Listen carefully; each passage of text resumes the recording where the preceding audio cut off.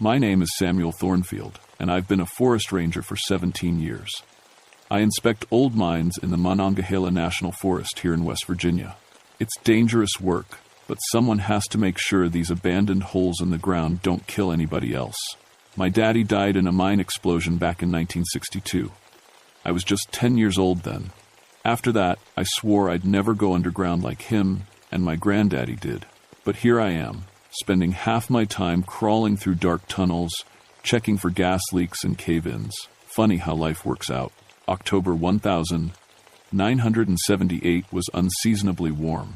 The leaves should have been falling, but instead, we had this thick fog rolling through the hollows every morning. It made everything feel wrong, like the mountains themselves were holding their breath. That's when I got the call about Blackwater Mine #7. "Sam, we got reports of strange lights coming from that old mine," Deputy Rita McLeod told me over the radio. "Folks are saying they hear screaming at night." I laughed. "Rita, that mine's been sealed tight since '58. Ain't nothing in there but bad air and old equipment." "I know what you think, Sam, but the state wants it checked before they pour concrete over the entrance for good." 3 different people called it in this week. I sighed and grabbed my gear. Blackwater #7 was 14 miles up a logging road that barely deserved the name. The mine had exploded 20 years ago, killing 37 men. Their bodies were never recovered. The company just sealed the entrance and walked away. Local folks had stories about that place. They called it cursed, said something evil lived in those tunnels. But I knew better.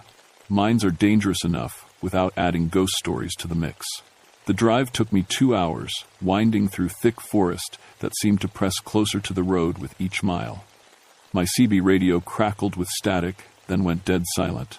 These mountains played hell with radio signals. When I finally reached the mine, I knew something was wrong. The October morning was cool, maybe 50 degrees. But standing near the mine entrance, I was sweating. My thermometer read 78 degrees, and it was climbing. The sealed entrance looked wrong, too. Someone had been digging at the concrete and steel barrier. Fresh tool marks scored the metal, and loose dirt was piled nearby. Who would want to break into an abandoned mine? I walked closer and caught a smell that made my stomach turn. Sulfur, like rotten eggs, but stronger. The air shimmered with heat waves, like you see rising off summer pavement. This wasn't right. This wasn't natural. I checked my equipment twice. Gas detector, oxygen meter, portable radio, emergency beacon. Everything was working fine, but my hands were shaking a little as I strapped on my headlamp. Just gas buildup, I told myself. Mines do weird things when they sit sealed for 20 years. But as I approached the damaged barrier, I heard something that made my blood run cold. Scratching, coming from inside the mine, like fingernails dragging across stone. I should have turned around right then. Should have called for backup, or better yet, told the state to just pour their concrete and forget about it. But I had a job to do, and I'd never walked away from a mine inspection in my life. The concrete barrier had a gap near the bottom, barely wide enough for a man to squeeze through. Someone had chipped away at it for hours, maybe days. The edges were still sharp, and there were dark stains on the broken concrete that I didn't want to think about too hard. I clicked on my headlamp and squeezed through the opening. The tunnel beyond was hot as a furnace. My breath came out in puffs, even though I was sweating through my shirt. The walls were black with old coal dust, and my light beam seemed to get swallowed up after about 10 feet. I pulled out an old miner's journal I'd found in the forestry office. It belonged to a man named Ezra Blackwater, one of the few survivors from the 1958 explosion. His handwriting was shaky, but I could make out most of it. Asterisk, ain't natural, what we found in Tunnel 7. Red eyes watching us from the coal face. Henderson swears he saw something moving in the shadows. Company says, keep digging, but I'm telling you, we need to get out of here. Something's wrong with this mountain. Asterisk. I flipped through more pages. The entries got stranger as they went on. Asterisk, lost 3 more men yesterday. Company says it was another gas pocket, but there weren't no explosion. Found their hard hats, but the men, they just vanished. And the coal's hot to the touch now, like it's burning from the inside. Asterisk. The last entry was dated the day before the disaster. Asterisk. It spoke to me today, called my name from deep in the mine, voice like grinding stone. I'm getting my boys out of here tonight. Don't care what the company says. Some things ain't worth the money. Asterisk. But Ezra never got his boys out. The mine exploded the next morning. I followed the main tunnel deeper into the mountain. My footsteps echoed strangely, like the sound was bouncing off surfaces that weren't there. The temperature kept climbing. 80 degrees. 85. My gas detector was going crazy, beeping warnings about methane levels. That's when I saw the footprints. Fresh boot prints in the coal dust, leading deeper into the mine. But here's what made my skin crawl. The prints were glowing. Just faintly, like they were lit from underneath. And they were still warm. I knelt down and held my hand over one of the prints. The heat coming off it could have cooked an egg. "Hello?" I called out. "Forest Service. If someone's in here, you need to come out. This area is unsafe." My voice echoed down the tunnel and died away. Then, from somewhere deep in the mountain, I heard an answer. "Help us." The voice was so faint I almost missed it. But it was definitely human. Someone was trapped down there. I grabbed my radio, but got nothing but static. The emergency beacon wasn't working either. These mountains were notorious for blocking signals, and being underground made it worse. I had two choices: go back and get help, or follow the voice deeper into the mine. If someone was hurt and trapped, they might not survive the time it would take me to hike out and bring back a rescue team. I followed the glowing footprints. The tunnel sloped downward, branching off into side passages that my light couldn't penetrate. The walls were covered with strange marks, not tool marks from mining, but gouges that looked almost like claw scratches. Some of them went 10 feet up the wall. "Help us, please." The voice was closer now, coming from a side tunnel marked 7 in faded white paint. Tunnel 7, the same one mentioned in Ezra's journal. I turned into the passage and immediately hit a wall of heat that made me gasp. My thermometer read 98 degrees. The air was thick and hard to breathe, full of sulfur and something else. Something that smelled like burning hair. 30 feet into Tunnel 7, I found them. 37 hard hats, arranged in a perfect circle. Inside the circle were bones. Lots of bones, scattered and broken like something had been gnawing on them for years. But the bones weren't 20 years old. Some still had bits of meat clinging to them. And in the center of the circle, carved deep into the coal floor, were words. "Set us free." That's when I heard the laughter. Low and rumbling, like the sound of shifting rock. But there was intelligence in it. Malice. And it was coming from right behind me. I spun around, my headlamp beam cutting through the darkness. Nothing there but tunnel walls and my own panicked breathing. But the laughter continued, seeming to come from the walls themselves. "Who's there?" I shouted. "Show yourself." The laughter stopped. The silence that followed was worse.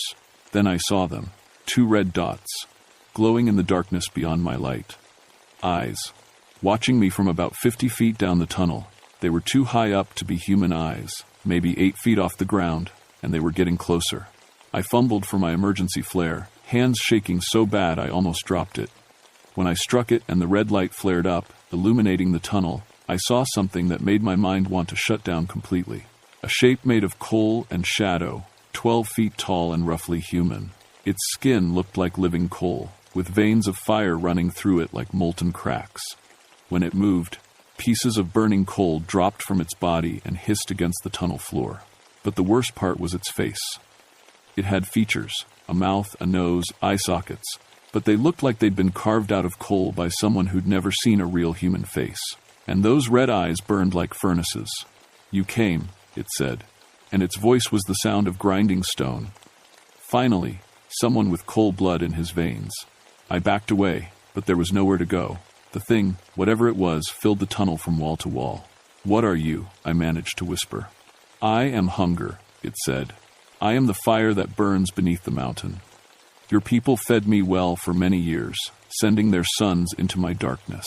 But then they sealed me away, and I have been so very hungry." It gestured to the circle of bones behind me.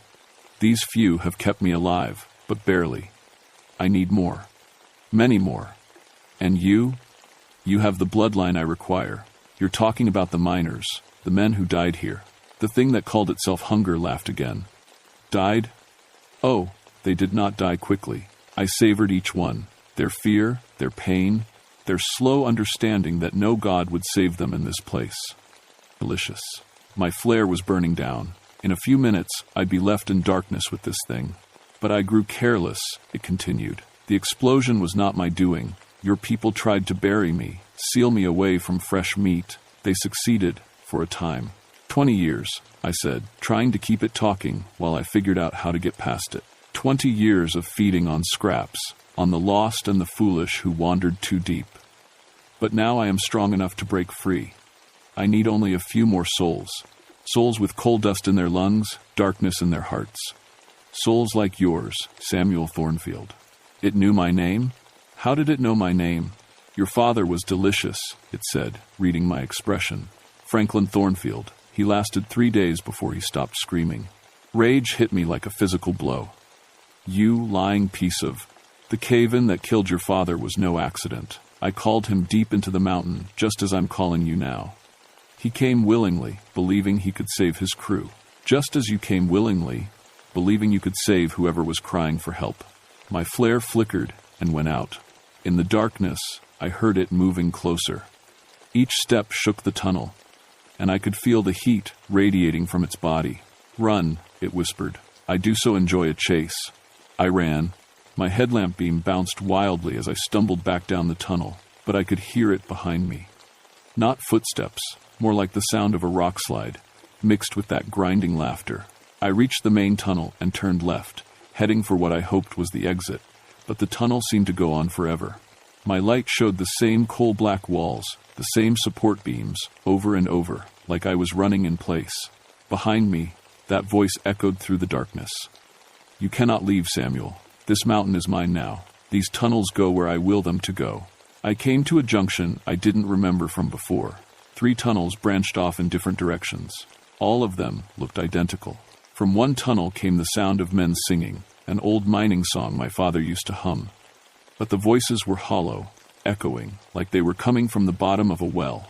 From the second tunnel came the sound of machinery, conveyor belts and mining equipment, even though there was no power in this place. The third tunnel was silent, but hot air was flowing out of it, carrying the smell of sulfur and burning coal. The singing was getting louder. I recognized the song now. Dark as a dungeon, an old Carter family tune about the dangers of mining. But as I listened, the words changed. Come, all you young miners, and listen to me. I'll tell you a story. Of Samuel, you see. He came to the mountain to set the souls free, but the mountain was hungry. As hungry as he. It was calling to me. Using my father's song, my family's history, to draw me deeper into its trap. But I remembered something else from my father's stories. Something about air currents and emergency exits. I closed my eyes and felt for moving air. There, just a whisper of cooler air coming from the silent tunnel. An air current meant a way out. I headed into the darkness, following the faint breeze and praying it would lead me to the surface. Instead, it led me to hell.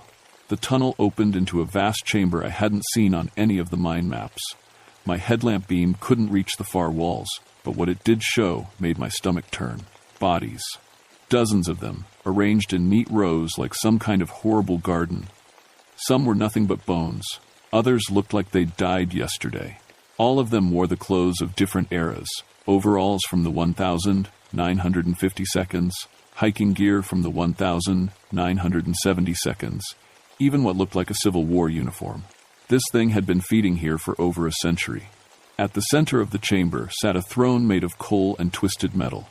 Mining equipment, pickaxes, shovels, hard hats, had been melted and fused together into a seat fit for a king. And on that throne sat the coal devil in all its horrible glory. Up close, I could see it more clearly. Its body was constantly shifting, coal falling away and being replaced by new pieces that seemed to grow from within. The fire that ran through its veins pulsed like a heartbeat, and its eyes burned with an intelligence that was old and hungry and utterly inhuman. Welcome to my court. Samuel Thornfield, it said. Do you see what I have built with the gifts your people have given me? Around the throne, other figures moved in the shadows. At first I thought they were more of the devil's victims, but then I realized the truth was much worse. They were the miners from 1,958. All 37 of them, still wearing their work clothes, still carrying their tools, but their eyes were empty black holes, and their skin was the color of coal dust. They serve me now, the devil said. Death is not the end in this place. It is merely the beginning of eternal service. One of the dead miners stepped forward. Even with his face covered in coal dust and his eyes gone dark, I recognized him from an old photograph my father had shown me. "Hello, Sammy," the dead man said in a voice like grinding gravel. "Your daddy said you might come looking for us someday." It was my father, Franklin Thornfield, dead these 16 years, standing before me as one of the devil's slaves. "Dad?" The word came out as a whisper. "Ain't no dad anymore, boy," he said. "Just another soul bound to the mountain, and you're going to join us real soon." The coal devil rose from its throne. Standing at its full height, it was even more terrifying than before. 15 feet tall, maybe more, with arms that ended in claws made of burning coal. "I have been patient," it said. "I have fed on scraps and built my strength slowly, but tonight I will be free. Tonight I will walk the surface world and claim what is rightfully mine." "The whole mountain range?" I asked, backing toward the chamber wall. "The whole world, in time. But first, this mountain, every mine, every hollow, every family that has ever sent a son into the darkness. They will all serve me, as these do." The dead miners began to move, forming a circle around me. Their pickaxes and shovels gleamed in the firelight, and I realized they weren't just for show. These things intended to kill me and add me to their ranks. But I wasn't ready to join my father's ghost army just yet. I remembered something from Ezra Blackwater's journal. Something about Tunnel 7 and the day before the explosion. He'd written about getting his boys out, about not caring what the company said. What if the explosion wasn't an accident? What if it was Ezra's attempt to stop this thing? I looked around the chamber more carefully. The walls were cracked and scorched, like they'd been through a massive explosion, but the cracks formed a pattern, almost like they'd been designed to channel force toward the center of the room. Ezra had tried to blow up the coal devil. He'd failed, but maybe he'd weakened it. Maybe that's why it had taken 20 years for the thing to regain enough strength to start hunting again. I pulled out my last emergency flare and held it high. "You know what I think?" I said, louder than necessary. "I think you're not as strong as you pretend to be. I think that explosion in 1958 hurt you bad, and you're still not fully recovered." The devil's eyes flared brighter. "Fool, I am eternal. I am the fire beneath the earth itself. Then why are you still stuck in this one little mine? Why haven't you broken free already?" For the first time, uncertainty flickered across that coal-carved face. "You need the right bloodline," I continued. "That's what you said. Not just any soul will do. You need miners' sons, people with coal dust in their family history, because they're the only ones who can actually set you free." The dead miners had stopped moving. Even my father's ghost was standing still, listening. "But here's the thing," I said, pulling out the small charges I always carried for emergency mine clearing. "I'm Franklin Thornfield's boy. I've got coal dust in my veins going back 4 generations. And I'm telling you to go back to hell where you belong." I threw the flare into a pile of old mining equipment and dove for cover as the devil roared in rage. The explosion that followed wasn't big enough to bring down the chamber, but it was loud enough to be heard for miles. And in this mountain, loud enough to wake things that had been sleeping since 1958. The blast triggered something in the mountain itself. I felt it before I heard it, a deep rumbling that started in my bones and worked its way up through the rock. The coal devil's chamber began to collapse, huge chunks of stone falling from the ceiling like the mountain was trying to crush what lived inside it. The devil itself was screaming, a sound like metal being torn apart. The explosion had scattered pieces of burning coal across the chamber, and each piece that separated from its body seemed to weaken it. "This changes nothing," it roared as rocks crashed down around its throne. "I will find another way. I will." A support beam, weakened by decades of heat and pressure, gave way and crashed across the devil's chest. It didn't kill the thing. I don't think anything could kill it completely, but it pinned it to the ground as the chamber continued to collapse around us. The dead miners were breaking apart too, crumbling like they were made of coal dust and shadows. My father's ghost looked at me one last time, and for just a moment, his eyes weren't black holes anymore. "Get out, Sammy," he whispered, and his voice was the one I remembered from childhood. "Get out and don't come back." Then he was gone, scattered like ash in the wind. I ran for the tunnel as the mountain came down behind me. The way out seemed clearer now, like the devil's power over the mine was breaking along with its body. My headlamp beam showed familiar landmarks, the junction where I'd heard the singing, the spot where I'd found the glowing footprints. The entrance was just ahead when I heard one last thing from the collapsing chamber behind me. Not the devil's voice, but something older, something that might have been the mountain itself. Sleep now, dream of darkness, but do not wake again. I squeezed through the gap in the concrete barrier, just as another explosion shook the mountain. This one was bigger, deeper, like something fundamental had just shifted in the earth's bones. When I looked back, the gap was gone. The entrance had collapsed completely, sealing itself with tons of rock and debris. It took me 6 hours to hike back to my truck. My radio started working again when I got within 2 miles of the road, and I called in a report about unstable ground conditions and seismic activity. Nobody questioned it. These old mountains shifted and settled all the time. 3 days later, a state geological team confirmed that the entire area around Blackwater Mine #7 was too unstable for any kind of development. They declared it permanently off-limits and posted warning signs for a quarter-mile radius. I never told anyone what I really found in that mine. Who would believe it? But I requested a transfer to surface duties only, and I've never inspected another underground site since. Sometimes, late at night, I still hear my father's voice on the wind. Not the coal dust ghost version, but the real him. The way he sounded when I was 10 years old. He's warning me about something, but I can never quite make out the words. And sometimes, when the mountain fog rolls through the hollows on October nights, I can smell sulfur in the air. Just faint, like a memory of rotten eggs. The coal devil is contained for now. Maybe permanently, maybe not. But I know one thing for certain. There are other mines in these mountains. Other sealed tunnels where things might be sleeping in the darkness, waiting for the right person to come looking. I keep a list of them now. All the mines that had unusual accidents or were sealed suddenly without proper investigation.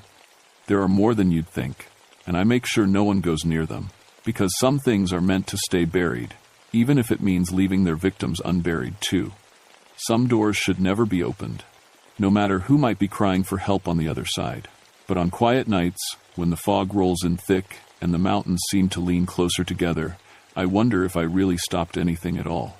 Or if I just bought us some time before something much worse comes crawling up from the deep places beneath the earth. The coal devil called itself hunger. But I think it was just the beginning, because hunger never really dies. It just waits.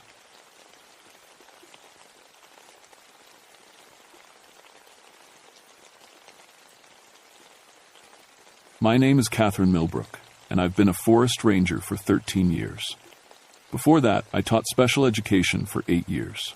People always ask why I switched from teaching kids to protecting trees, but the truth is, I never really stopped working with children. I just moved my classroom to the Cherokee National Forest. The Joyce Kilmer Memorial Forest is where I spend most of my time now. It's a special place, one of the last virgin forests in the eastern United States. Some of these trees are over 400 years old.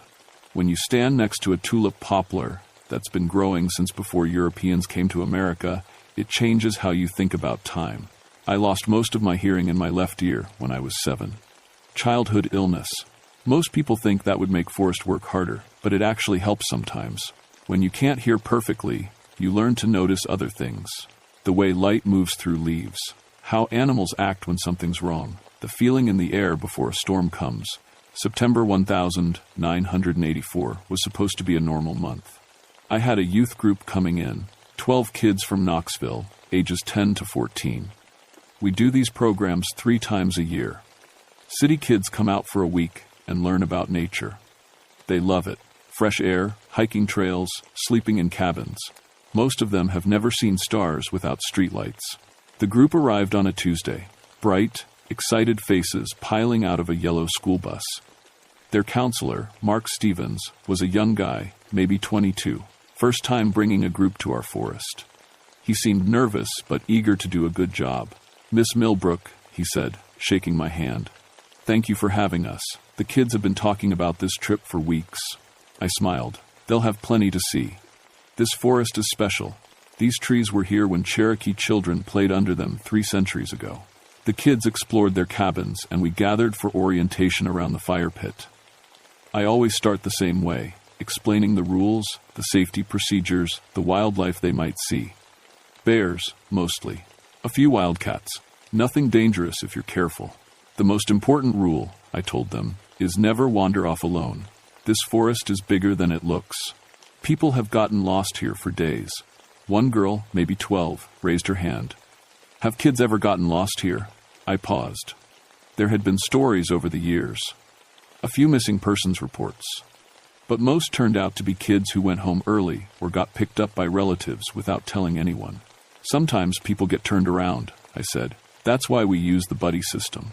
That first night was perfect. Clear sky, warm fire, kids roasting marshmallows and asking questions about the forest.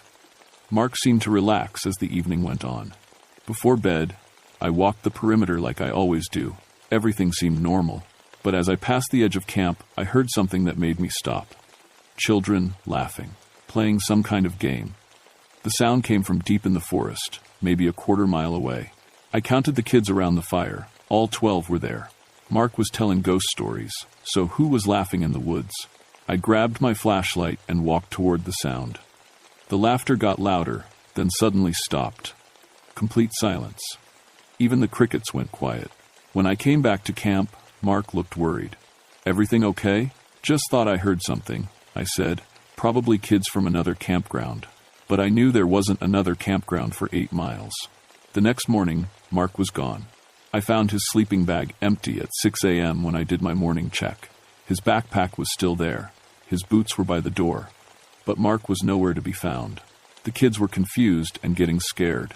Tommy McReynolds, a quiet boy with thick glasses, came up to me while I was organizing a search. "Miss Millbrook," he said softly. "I heard Mark leave last night." "What did you hear, Tommy?" "Kids calling him. From the forest.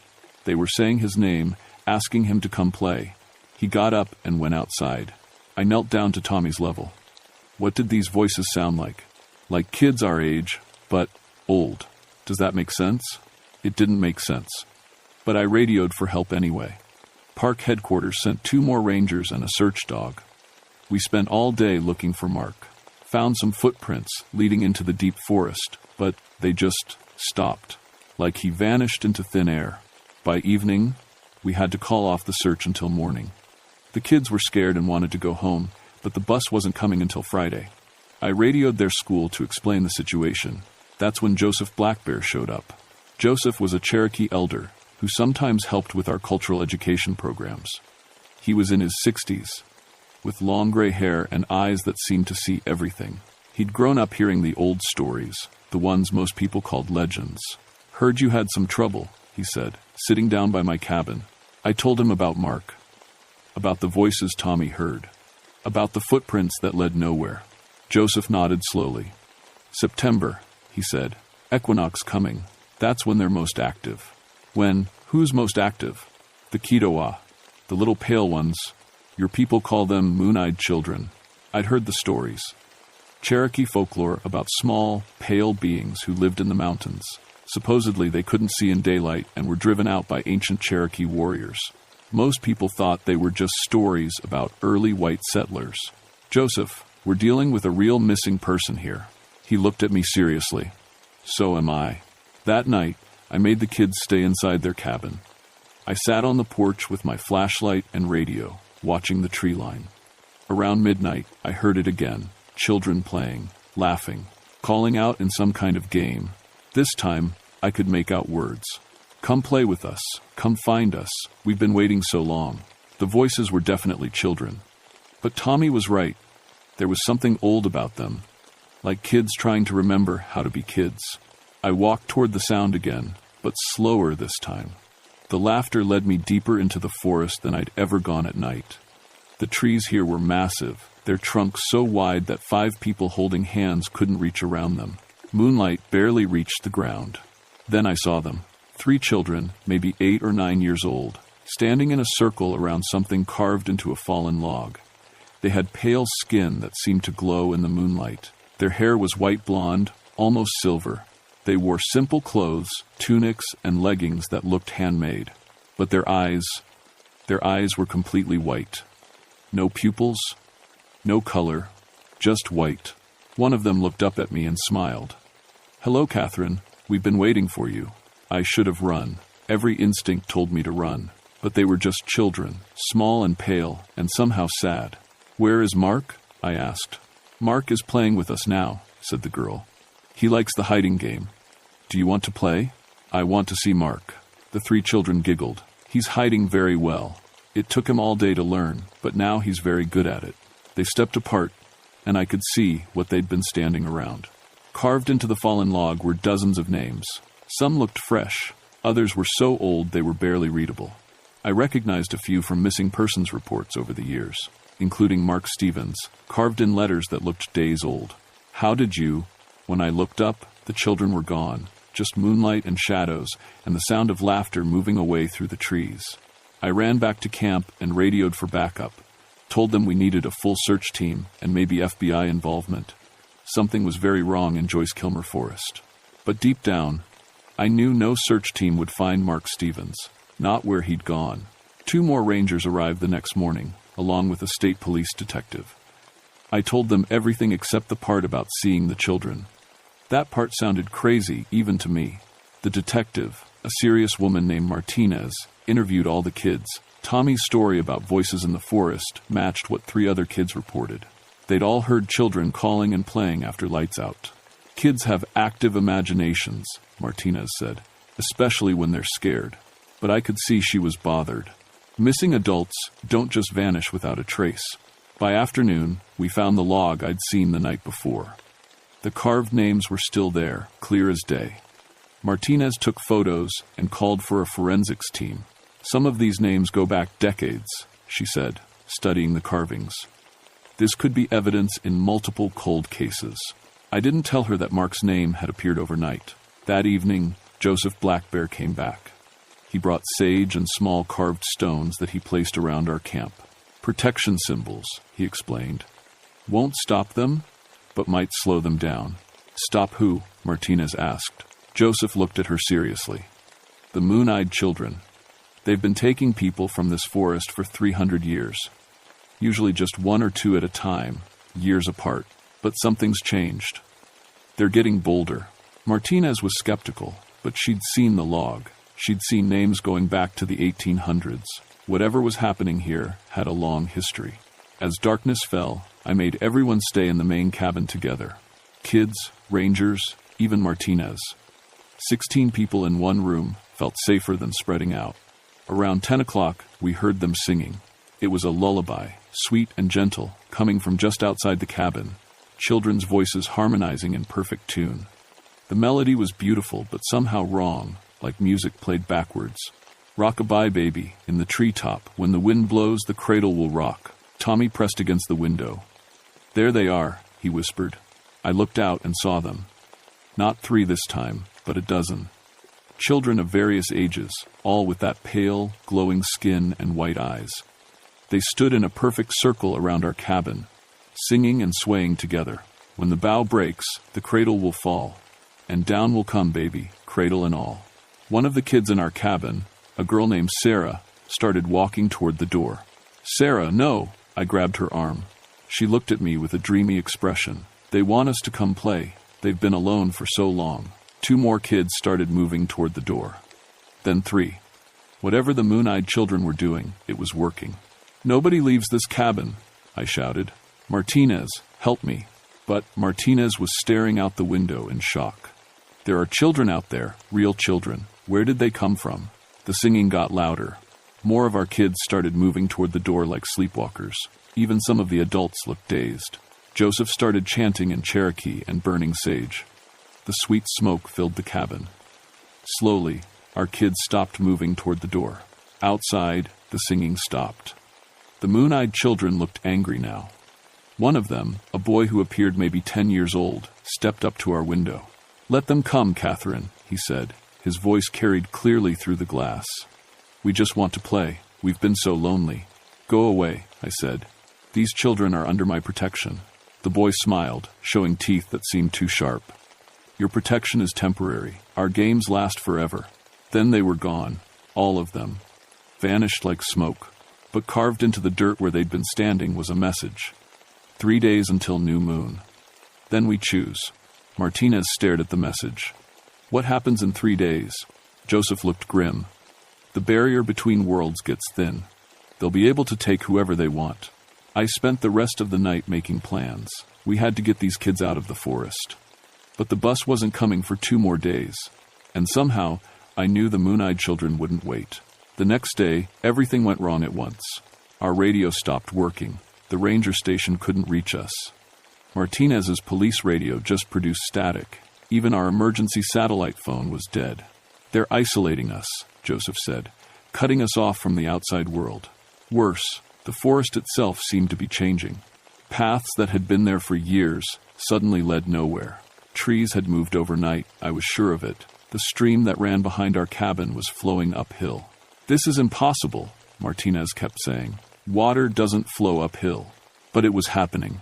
By evening, 6 of the 12 kids were acting strange. They spoke in whispers and kept looking toward the forest with longing expressions. Tommy was the worst. He'd started drawing pictures of pale children and refused to eat. They're calling to us, he said when I asked what was wrong. They say they have games we've never seen before. Games that go on forever. I made a decision. We couldn't wait for the bus. We had to hike out tonight. But when we tried to leave, we couldn't find the trail. The forest path that led back to the main road had vanished. Every direction we walked just led deeper into the woods. We were trapped. As darkness fell, the Moon-Eyed Children came back. This time there were dozens of them. They filled the spaces between trees like pale shadows, watching our cabin with those white, pupilless eyes. A girl who looked about 7 stepped forward. Despite her appearance, her voice carried the weight of centuries.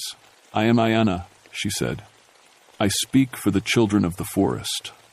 We have played alone for too long. We need new friends. I stepped outside to face her, though every instinct screamed at me to run. These children are not for you, I said. Ayana tilted her head. All children are for us, Catherine. That is the old law. The forest law. What are you? We are what remains when childhood never ends. We have played the same games for 300 years. Hide and seek, tag, ring around the rosy, but games are more fun with new players. Around her, the other Moon-Eyed Children giggled and clapped their hands. The sound was horrible, joy without warmth, laughter without happiness. Where is Mark? I demanded. Mark has learned our games. Would you like to see? The trees began to move, not swaying, actually moving, walking on their roots like massive legs. They formed a circle around us, their branches weaving together overhead. In the center of the circle, the ground opened up, not like a hole being dug, but like the earth was a curtain being pulled aside. Below was a hollow space filled with soft, glowing light. And there was Mark. He sat in the hollow, playing patty cake with 3 Moon-Eyed Children. He looked exactly the same as when he'd disappeared, but his eyes were white now, just like theirs. Mark. I called down to him. He looked up and waved cheerfully. Hi, Miss Millbrook. Want to come play? We're learning a new game. It's fun. His voice sounded right, but empty. Like an echo of himself. You see, Ayana said, Mark is happy now. He will never grow old, never be sad, never stop playing. Isn't that what every child wants? That's not living, I said. That's not growing up. Growing up is pain, said Ayana. Growing up is losing the magic. We keep the magic forever. Behind me, I heard the cabin door open. The affected kids were coming outside, walking toward the hollow like sleepwalkers. No, I moved to block them, but Ayana raised her hand. The choosing has begun, Catherine. 6 of your children hear our call. They want to join our games. I won't let you take them. Then play with us, Ayana said. Win our game, and they can go. Lose, and they stay forever. I looked at Tommy, Sarah, and the other affected kids. They stood at the edge of the hollow, ready to jump down and join Mark. What game? I asked. Ayana smiled. The listening game. We will hide in the forest and make sounds. You must find us by sound alone. If you find all 6 before the moon sets, your children go free. I looked up. The moon was already halfway across the sky, maybe 3 hours until it set. And if I lose? Then you join our games too, forever and ever. I thought about my 13 years in the forest, my 8 years teaching special education kids, all the times I'd had to listen extra carefully because of my damaged hearing. I accept. The moon-eyed children scattered into the forest like whispers. I had my flashlight and my ranger training, but I was hunting supernatural beings who had been playing hiding games for centuries. But they'd made a mistake. They didn't know about my hearing loss. Didn't know that losing hearing in one ear had taught me to pinpoint sounds in ways most people couldn't. The first child was easy. She was giggling behind a massive oak tree, not trying very hard to hide. I tagged her gently on the shoulder. "Found," I said. She smiled and faded away like mist. The second one was harder. He was making bird calls from up in the canopy, but I knew bird calls, and his was just a little off. Too perfect. Too pretty. The third and fourth children tried to trick me by making sounds from the same location, but my damaged hearing could tell the difference in distance and direction. 2 sources, not one. With 2 hours left, I'd found 4 of the 6. But the last 2 had gone completely silent. That's when I remembered something Joseph had taught me about Cherokee hunting techniques. When you can't hear your prey, you feel for vibrations in the ground. I knelt down and pressed my palm to the earth. There. Tiny footsteps running in a circle around me. One of them was playing Ring Around the Rosie by herself, moving so fast she was just a blur. "Found," I said, reaching out to touch her as she ran past. 1 left. 30 minutes until moonset. The last child was clever. She'd gone completely still and silent. No sound, no movement, no vibration. But after 8 years teaching special education, I'd learned that kids always give themselves away somehow. I closed my eyes and listened to the forest. Wind in the leaves, a creek running nearby, an owl calling, and breathing. Careful, controlled breathing from someone trying very hard not to make noise. I opened my eyes and looked up. There she was, hanging upside down from a branch like a bat, trying not to breathe too loud. "Found," I said. Ayanna appeared beside me as the last child faded away. "You have won, Catherine Millbrook. Your children may go." "And Mark?" "Mark chose to stay. He likes our games now. But we will honor our agreement." The forest began to change back to normal. The moved trees returned to their proper places. The stream flowed downhill again. In the hollow, I could see Mark waving goodbye as the earth closed over him. The affected kids blinked and looked around like they were waking up from a dream. "What happened?" Tommy asked. I had the strangest dream. By morning, our radios worked again. The hiking trail back to the road reappeared. When the bus came that afternoon, I sent the kids home with instructions to their parents about counseling for the traumatic experience of their counselor going missing. Martinez finished her investigation. The forensics team found DNA evidence on the log from multiple missing persons over the decades. It became a major cold case breakthrough, though they never found any bodies.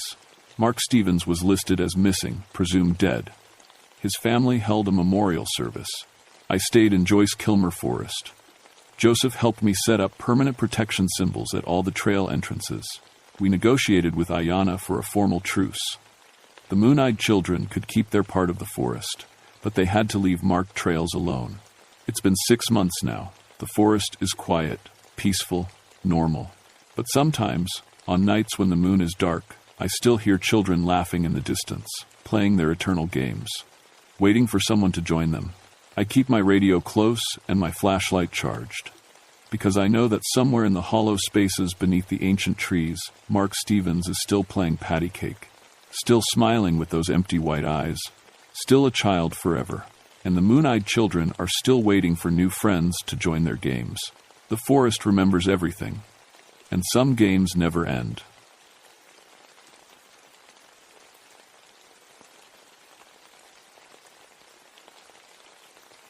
My name is Dorothy Fairweather, and I've been a park ranger for 18 years. 18 years of pulling lost hikers off cliffs, treating broken bones in caves, and talking scared climbers down from ledges they never should have tried. I know every sound the Red River Gorge can make: wind whistling through stone arches, water rushing over rocks after a storm, the echo of voices bouncing between canyon walls. But the woman I heard screaming that cold March morning in 1975, she'd been falling for over a century. I was drinking coffee in the ranger station when the call came in. Sally's voice crackled over the radio from the visitor center, 12 miles away through winding mountain roads. "Dorothy, we got 3 separate reports of a woman screaming for help somewhere around Panther Creek. Different folks heard her, but they can't agree on where the sound came from. I set down my mug and reached for my jacket. March in Kentucky meant the weather could change fast. Sunny morning, stormy afternoon, ice by evening. Any missing persons reported? That's the weird part. Nobody's missing. All the registered climbing groups checked in this morning. I grabbed my medical kit and rope gear. After losing my twin sister to drowning when we were 16, I'd become a nurse before switching to ranger work. I couldn't save Sarah, but I'd spent 18 years making sure other people's sisters made it home safe. The drive to Panther Creek took 40 minutes on roads that twisted like broken bones. The limestone cliffs rose 200 feet on both sides, covered in hemlock trees so thick they blocked most of the sunlight. Even at noon, it felt like twilight down there. I parked at the trailhead and checked my radio. The signal was weak, it always was in the gorge. The stone walls played tricks with sound, making voices seem to come from everywhere and nowhere at once. The first thing I noticed was how quiet it was. Too quiet. No birds singing, no squirrels chattering, nothing. In my experience, when the forest goes silent, something's wrong. I followed the main trail toward Panther Creek, stopping every few minutes to listen. The path wound between huge boulders that had fallen from the cliffs thousands of years ago. Some were big as houses, creating caves and passages that could hide anything. 20 minutes in, I heard it. A woman's voice, high and desperate, calling from somewhere above me. "Help! Please, someone help me!" I looked up at the cliff face. It was straight sandstone, impossible to climb without ropes and gear. But the voice definitely came from up there. "Hello," I called back. "Where are you? Can you see me?" Silence. Then, from completely the opposite direction, "I'm falling. Oh God, I'm falling." The hair on my arms stood up. No echo I'd ever heard worked like that. Sound didn't just jump from one side of the gorge to the other. I pulled out my radio. "Sally, this is Dorothy. I'm at Panther Creek. I can hear someone calling for help, but I can't locate them." The voice seems to be coming from the cliff face. Static answered me. The radio was dead. I spent 3 hours searching every cave, every ledge, every possible hiding spot. I found old campsites, some trash left by careless hikers, even an abandoned rope from a climbing accident years ago. But no person, no tracks, no sign anyone had been there in days. The screaming continued the whole time, moving around the gorge like it had wings. Sometimes it sounded close enough to touch. Other times it echoed from so far away I could barely hear it. But always the same voice, a woman in terrible fear, begging for help. As the sun started setting, the temperature dropped fast. I knew I had to head back before dark, but leaving felt wrong. Someone was out there. Someone needed help. That's when I heard her speaking words instead of just screaming. "The stones will fall," the voice whispered. So close it felt like breath on my neck. "The stones will fall and take the children with them." I spun around, nobody there, just shadows getting longer between the rocks. I ran back to my truck, my medical training fighting with pure animal fear. My hands shook as I started the engine. In the rearview mirror, I could swear I saw a white figure standing on a ledge that jutted out from the cliff face, a ledge I'd checked twice and found empty. By the time I turned around for a better look, nothing was there but stone and gathering darkness. The next morning, I drove into town to check the local newspaper archives. If someone was playing a sick joke, I wanted to know about it. If someone really needed help, I had to find them. The librarian, Mrs. Chen, helped me pull papers going back 50 years. "Looking for anything specific, Dorothy?" Reports of people hearing voices in the gorge, missing persons, that kind of thing. She gave me a strange look. "You might want to talk to old Ezekiel McDougall. He knows more stories about that place than anyone." I found Ezekiel sitting on his porch, whittling a piece of cedar. He was 72 years old and had lived in these mountains his whole life. His great-grandfather had come from Scotland in the 1842. "Mr. McDougall, I'm Dorothy Fairweather, the ranger. I was wondering if you'd ever heard stories about voices in Panther Creek." His knife stopped moving. He looked at me with pale blue eyes that seemed to see too much. "You heard her, didn't you? The woman who cries for the dead?" My stomach went cold. "What do you mean?" "My grandmother called her a bean sidhe, a banshee in the old tongue. She warns of death coming, always has, since my people first settled here." He set down his whittling. "What did she tell you?" I told him about the voice, the impossible echoes, the words about stones falling. He nodded like he'd heard it all before. She's been trying to warn folks for over 100 years. Problem is, most people think she's the danger instead of the warning. He stood up slowly, joints creaking. Come inside. I'll show you something. His living room was filled with old books and photo albums. He pulled out a thick folder and spread papers across his coffee table. Newspaper clippings, handwritten letters, even some old photographs. 1,876, he said, pointing to a yellowed newspaper clipping. Rock slide at Panther Creek killed a family of 5. 3 days before it happened, people reported hearing a woman screaming in the gorge. He showed me another article. 1,923. Cave-in trapped 4 miners. Week before, folks heard the crying woman again.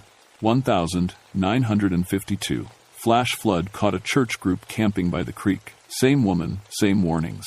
The list went on. Every few years, someone would report the screaming woman. Within days, tragedy would strike somewhere in the gorge. She's not trying to hurt anybody, Ezekiel said. She's trying to save them. But people don't listen. They think it's just mountain superstition. You really believe this? A ghost that predicts accidents? I believe what I've seen with my own eyes. He pulled out a black and white photograph from 1,963. It showed a group of people standing by Panther Creek after a rescue operation. In the background, barely visible on a high ledge, was a white figure. That's from when they pulled those 3 college kids out of Devil's Cave. The woman warned for 2 days before they went missing. My cousin Jake got this picture during the rescue. He pointed to the figure. That's her. That's the Bean CD. I stared at the photo. The figure looked exactly like what I'd glimpsed in my rearview mirror. Why is she active now? What's coming? Ezekiel's face went grave. Don't know, but in all the stories I've heard, she only screams that loud when it's going to be bad, real bad. I drove back to the ranger station with my head spinning. Part of me wanted to dismiss it as old mountain folklore, but I couldn't ignore what I'd heard, what I'd seen. That afternoon, I got a call from the climbing permit office. A group of 12 rock climbers from a college in Ohio had registered for a week-long trip to Panther Creek. They were planning to attempt some of the most dangerous routes in the gorge. When do they arrive? I asked. Tomorrow morning. I hung up the phone and stared out the window toward the cliffs. Somewhere in that stone maze, a woman's voice was crying warnings that nobody wanted to believe. 12 young climbers, just like the college kids in 1963. I grabbed my jacket and headed back to Panther Creek. If the Bean Sidhe was trying to warn me about something, I needed to listen. The screaming started again as soon as I reached the trailhead. This time it was different, more urgent, more desperate. Instead of calling for help, the voice was giving directions. Not the north face. The stones are loose. Go around, go around. I followed the sound deeper into the gorge than I'd ever gone. The path became rougher, harder to follow. Ancient rhododendron bushes grew so thick I had to push through them like a green tunnel. The water rises fast here. Too fast. The voice led me to a section of Panther Creek I'd only seen on maps. The water flowed through a narrow channel between 2 cliff faces. During spring floods, this would become a death trap, nowhere to climb out, water rising 20 feet in minutes. She's right, I whispered to myself. I'd seen the flood marks on the canyon walls. Any climber caught here during a storm wouldn't have a chance. Behind you. I turned around. Nothing there but shadows and stone. Behind you, the voice repeated. Closer now. I spun in a complete circle. Still nothing. But I could feel eyes watching me. Feel a presence just out of sight. Then I saw her. She stood on a ledge, 40 feet up the cliff face, a woman in a white dress that seemed to glow in the dim light filtering through the trees. Her long dark hair moved like she was underwater. Her face was pale as moonlight, with eyes that held a century of sorrow. She was beautiful and terrible and impossible. No one could stand where she was standing. That ledge was barely 6 inches wide and smooth as glass. Who are you? I called up to her. She pointed toward the creek, then vanished. I looked where she'd pointed and saw fresh scratches on the rock climbing marks.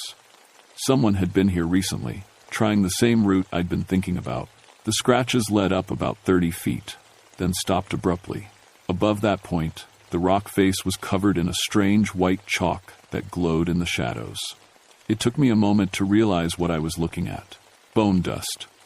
Ground up fragments of bone and teeth, worked into the natural cracks of the stone. I stumbled backward and fell hard on the rocky ground. The impact knocked the wind out of me, and for a moment I couldn't breathe. When I finally gasped for air, I tasted something metallic in my mouth. Blood. My own blood from biting my tongue. "Moira," the voice whispered, right next to my ear. "My name is Moira." I scrambled to my feet and ran. Behind me, the woman's voice rose to a wail that seemed to shake the very stones of the gorge. The sound followed me all the way back to my truck, growing louder and more desperate with each step. That night, I couldn't sleep. Every time I closed my eyes, I saw the woman on the impossible ledge, pointing at the bone dust worked into the rock. I saw 12 college kids with bright new climbing gear, laughing and joking as they headed toward their deaths. At 3 a.m, I gave up trying to sleep and drove back to Ezekiel's house. His lights were on. "Couldn't sleep either?" he asked when I knocked on his door. "You know her name, Moira." He nodded. She was the daughter of Clan McDougal, back in the old country. Fell from Ben Nevis trying to reach her lover's body after an avalanche. The mountain spirits bound her to warn of death, but cursed her to watch helplessly as people ignored her warnings. How many has she tried to save? Hundreds, maybe thousands. She's been here since the first McDougal settled in these hills. He poured me a cup of coffee, with hands that trembled slightly. The stories say she goes mad sometimes, when too many people die despite her warnings. That's when she becomes dangerous. Dangerous how? Her voice can stop a man's heart if she screams loud enough. Can drive people insane if they listen too long. She doesn't mean to hurt anyone, but grief and frustration have twisted her over the years. I thought about the bone dust in the rock, the way my hands had shaken just from seeing her. The college kids arrive in 6 hours. I have to warn them. They won't listen. They never do. Young folks think they know better than mountain ghosts. Then I have to find another way. Ezekiel was quiet for a long time, staring into his coffee. Finally, he reached into a drawer and pulled out a small cloth bag tied with red string. Rowan berries and iron filings. Protection charm my grandmother made. He handed it to me. Won't stop the bean city, but might keep you sane enough to help when the time comes. I tied the bag to my belt and headed back toward Panther Creek. Dawn was still 2 hours away, but I needed to scout the climbing routes before the college group arrived. If Moira was right about loose stones and rising water, I had to find the specific dangers and mark them. The forest was different in the pre-dawn darkness. Sounds carried strangely, and shadows seemed to move when I wasn't looking directly at them. Twice, I heard footsteps following me, but when I turned around with my flashlight, nothing was there but wet leaves and dark trees. "Moira?" I called softly. "I'm trying to help. Can you show me what's going to happen?" The answer came as a vision that hit me like a physical blow. I saw the college climbers arriving at sunrise, full of excitement and energy. Saw them setting up their ropes on the north face of Devil's Tower, the most challenging climb in the gorge. Saw the leader, a young man with red hair and his girlfriend's name tattooed on his wrist, testing the rock face. The stone looked solid, but Moira's vision showed me the hairline cracks invisible to human eyes. Showed me how the spring freeze-thaw cycle had loosened massive chunks of the cliff. Showed me what would happen when 12 people put their weight on ropes anchored to stone that was ready to fall. The vision ended, and I found myself on my knees in the mud, gasping for air. My nose was bleeding, and my ears rang like I'd been standing next to a church bell. But I knew exactly where the climbers would die, and exactly when. The college group arrived just after sunrise, exactly as Moira had shown me. 12 young people in brand new gear, laughing and taking pictures as they unloaded their van at the trailhead. I was waiting for them. "Morning, folks. I'm Dorothy Fairweather, the ranger for this area. Before you head out, I need to talk to you about some safety concerns."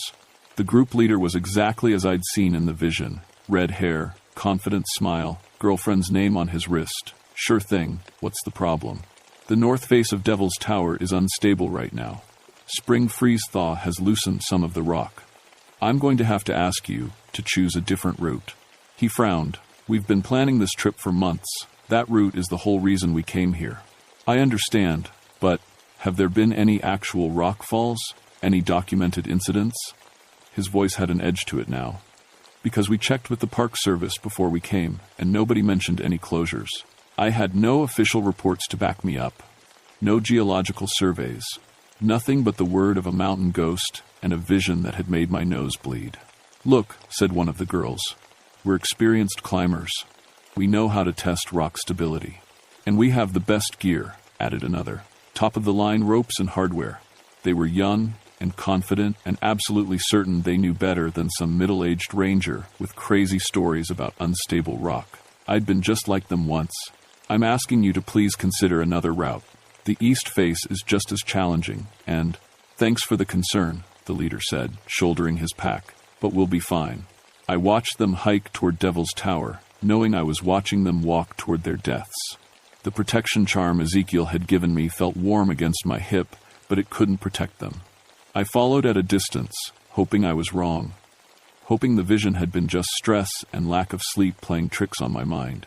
But Moira was there too, walking alongside the group like a guardian angel made of sorrow. None of them could see her, but I watched her point at the loose stones, gesture frantically at the hairline cracks, tried desperately to warn them of dangers they couldn't perceive. When they reached the base of Devil's Tower, the leader started setting up the first anchor point exactly where Moira had shown me, right in the middle of a section that looked solid but was actually held in place by nothing more than habit and ice. Please, I called out one last time. Just test a different section first. Humor me. We know what we're doing, the leader called back, already halfway up the rock face. That's when Moira's patience finally broke. Her scream started low, like wind in a cave, then built to a wail that seemed to come from the stone itself. The sound hit the climbers like a physical force, sending two of them stumbling backward. Birds exploded from the trees. Small rocks began falling from the cliff face. What the hell was that? Someone shouted. I saw Moira standing directly behind the leader, her mouth open in an endless cry of warning and despair. She was no longer beautiful. Grief and frustration had twisted her face into something terrible. Her eyes were black holes in white bone. Her fingers stretched toward the climbers like gnarled branches. The leader looked right through her and kept climbing. Get down from there, I screamed. But my voice was lost in Moira's wailing. That's when the rocks started to fall. Not the big collapse yet, just pieces the size of fists, knocked loose by the supernatural vibrations. One hit the leader's helmet with a crack like a gunshot. Another shattered on the ground, inches from where the other climbers stood. Everybody back, I yelled, running toward them. Get away from the cliff, but it was too late. The leader's anchor point was failing. I could see the cracks spreading through the stone like lightning, could hear the grinding sound of tons of rock starting to shift. Moira's scream reached a pitch that made my teeth ache and my vision blur. The protection charm was burning hot against my side, the only thing keeping me on my feet as supernatural sound tried to drive me insane. In that moment of chaos and terror, I finally understood. Moira wasn't just warning about the rockfall. She was showing me how to save them. Her scream wasn't random, it was information.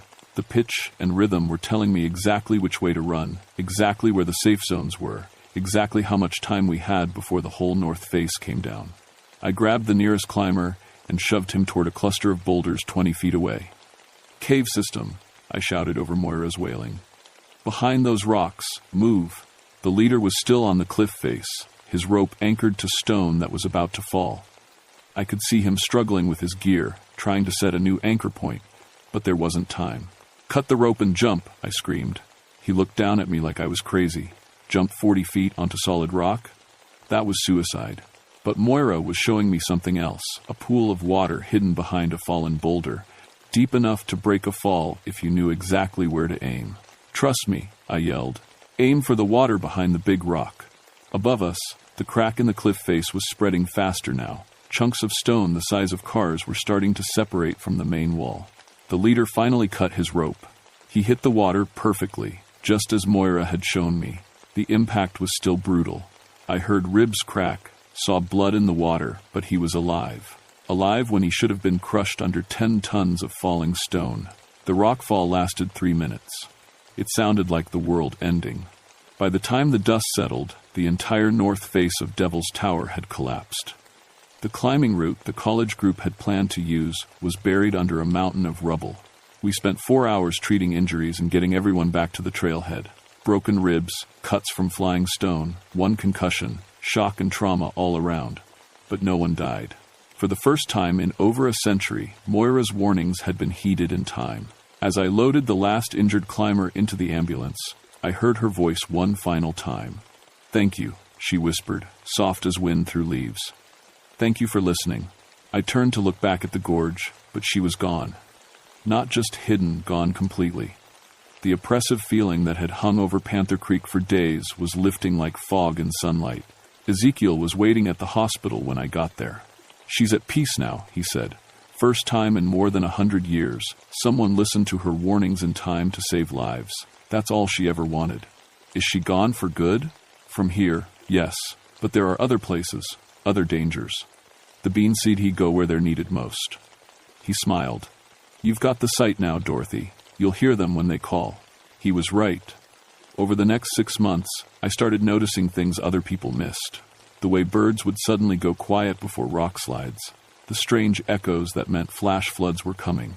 The cold spots that marked places where the veil between worlds was thin.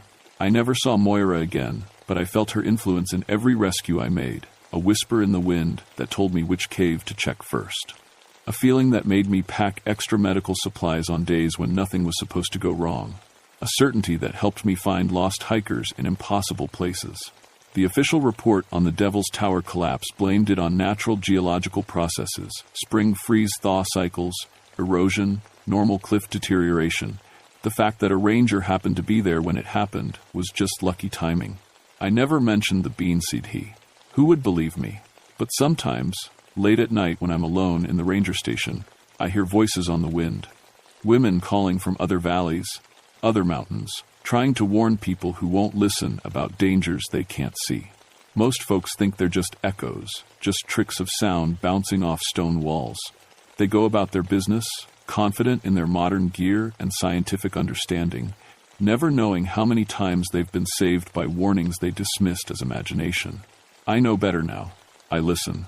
And when I hear the crying woman of whatever creek or canyon needs protecting, I pack my medical kit and grab my radio and head toward the sound of supernatural sorrow trying desperately to save human lives. Because that's what rangers do. We respond when someone calls for help, even if that someone has been dead for more than a century. Especially then, the mountains have long memories, and the spirits that guard them never stop caring about the living. All they've ever asked is that we listen when they try to warn us. Most people never learn that lesson, but I did, and it's made all the difference.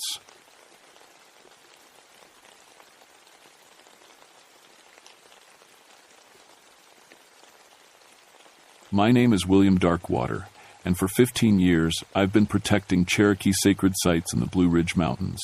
People think being a park ranger is just about wildlife and hikers, but when you're part Cherokee like me, and you've got a PhD in anthropology, your job becomes something different. You become a bridge between two worlds, the academic world that studies Native American culture and the spiritual world that lives it. It was August 1987, and the heat was crushing everything in the Pisgah National Forest.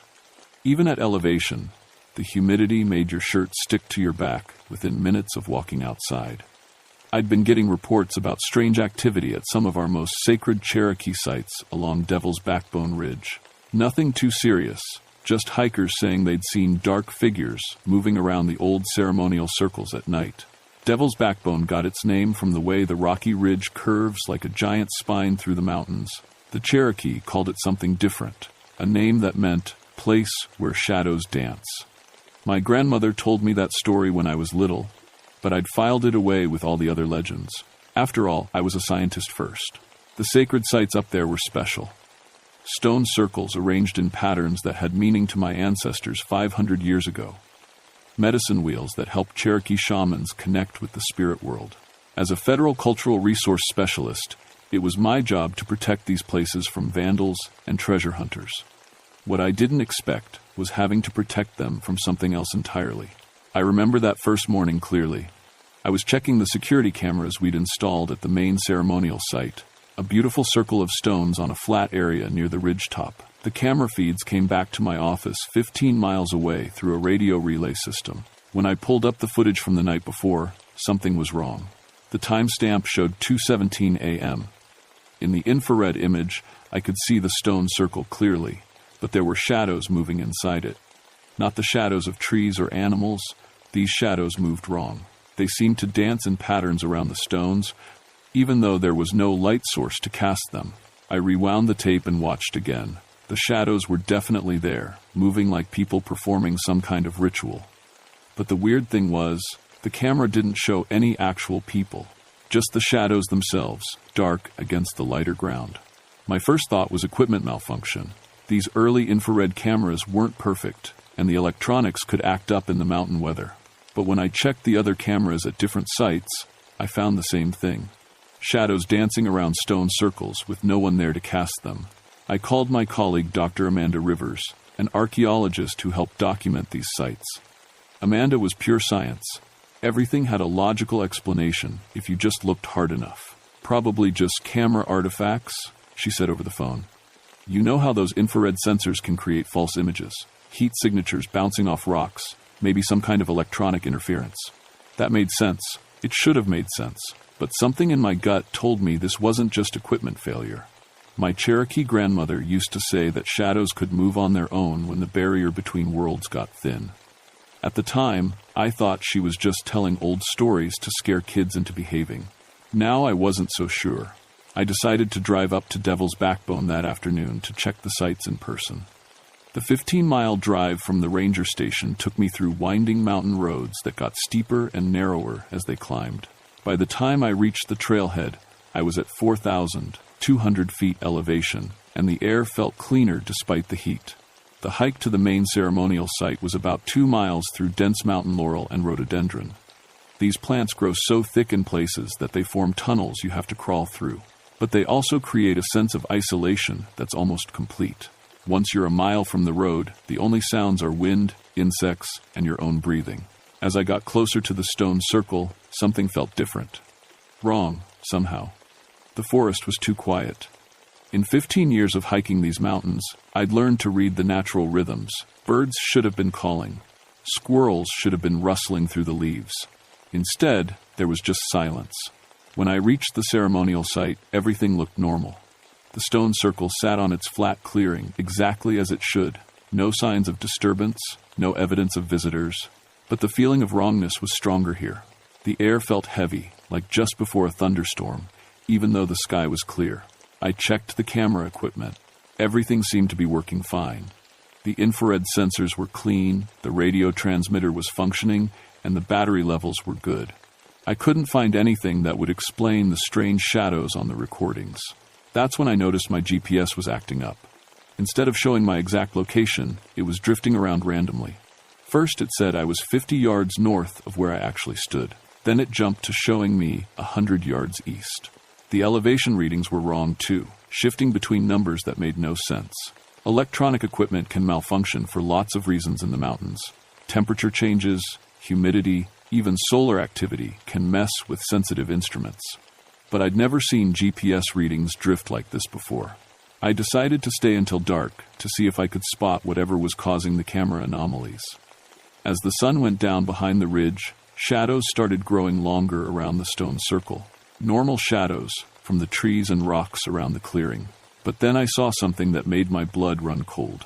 Just as full darkness settled over the mountain, I saw them, moving shadows inside the stone circle, just like in the camera footage. But this time I was watching with my own eyes, and there was definitely nothing there to cast those shadows. The shapes moved like people dancing, but they were pure black silhouettes against the lighter ground. They seemed to glide rather than walk, flowing around the stones in patterns that looked almost like a ceremony, an ancient Cherokee dance, but performed wrong somehow. The movements were too fluid, too perfect, like they were following a rhythm I couldn't hear. I counted 7 distinct shadow figures, each about the size of a human adult. They moved independently, but in coordination, like they were all listening to the same unheard music. The weird thing was, they were dancing in the traditional Cherokee style, or at least close to it. Whoever or whatever these things were, they knew something about our ceremonies. My radio started crackling with static. I tried to call back to headquarters, but all I got was electronic noise punctuated by sounds that almost seemed like voices. Very faint, speaking in what might have been Cherokee, but too distorted to understand. The temperature dropped 20 degrees in the space of a minute. I could see my breath in the suddenly cold air, even though it had been 80 degrees just moments before. The cold seemed to be coming from the stone circle itself, radiating outward like the stones were made of ice. I wanted to run. Every instinct I had was screaming at me to get back to the truck and drive away as fast as possible. But I was a federal law enforcement officer, and these sites were under my protection. If someone was performing unauthorized ceremonies here, even someone I couldn't quite see, it was my job to investigate. I stepped closer to the stone circle, pulling out my flashlight. The moment the beam hit the dancing shadows, they stopped moving. All 7 figures turned toward me in perfect unison. They had no faces that I could see, no features at all. Just human-shaped darkness that somehow managed to look directly at me. "This is a protected site," I called out, my voice sounding weak in the strange silence. "You need to identify yourselves and explain what you're doing here." The shadow figures didn't respond, but they started moving again. This time, instead of dancing around the stones, they began moving toward me. Slowly at first, then faster. They didn't walk or run. They flowed across the ground like spilled ink, maintaining their human shapes, but moving in ways that defied physics. That's when I ran. I crashed through the mountain laurel, following the trail by memory and the weak beam of my flashlight. Branches grabbed at my uniform and scratched my face, but I didn't slow down. Behind me, I could hear something following. Not footsteps exactly, but a sound like wind rushing through dead leaves, even though the night was still. I made it back to my truck in record time, my heart pounding and my lungs burning from the sprint. As I fumbled with the keys, I looked back toward the trail. In the distance, I could see what looked like 7 dark shapes standing at the edge of the forest, watching me. They didn't pursue me into the parking area, but they didn't disappear either. They just waited. The drive back to town was the longest 15 miles of my life.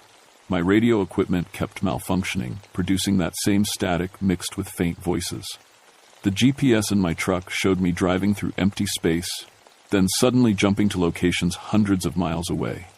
Even my watch stopped working properly, the hands spinning randomly around the dial. By the time I reached the ranger station, everything was back to normal. Radio worked fine, GPS showed accurate readings, my watch was keeping perfect time again. It was like the electronic chaos had been contained to the area around Devil's Backbone. I spent the rest of the night writing reports and trying to make sense of what I'd seen. Shadow figures that moved without light sources. Electronic equipment going haywire in specific locations. Temperature drops that defied the laws of physics. None of it made scientific sense. But it made Cherokee sense. The next morning, I called Elder Thomas Sequoia, an old friend of my family who lived on the Cherokee Reservation in western North Carolina. Thomas was in his 70s and had spent his entire life learning the traditional spiritual practices that most Cherokee had forgotten. If anyone could help me understand what I'd encountered, it would be him.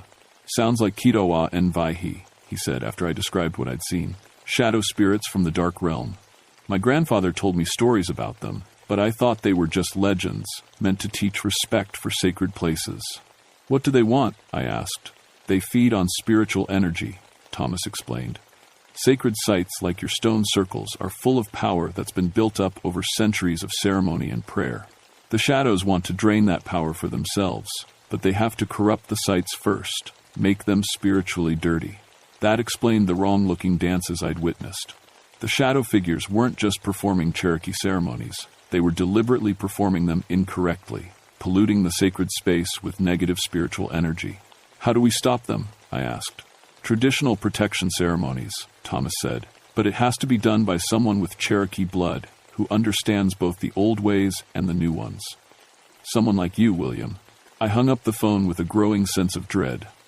I'd spent my career studying Cherokee culture from an academic perspective, but I'd never really believed in the spiritual aspects. Now I was being told that my mixed heritage, part Cherokee, part white, straddling both scientific and traditional worldviews, might be the only thing standing between these shadow entities and the destruction of sacred sites throughout the Blue Ridge Mountains. Over the next 3 days, I received reports of similar shadow activity at 4 other Cherokee ceremonial sites within a 50-mile radius. Each report followed the same pattern. Hikers seeing dark figures performing rituals at night, electronic equipment malfunctioning in the area, and sudden temperature drops around the stone circles. Whatever these shadow dancers were, they weren't limiting themselves to Devil's Backbone. They were systematically targeting Cherokee sacred sites throughout the region, and they seemed to be getting bolder with each passing night. On the fourth night, they started taking people.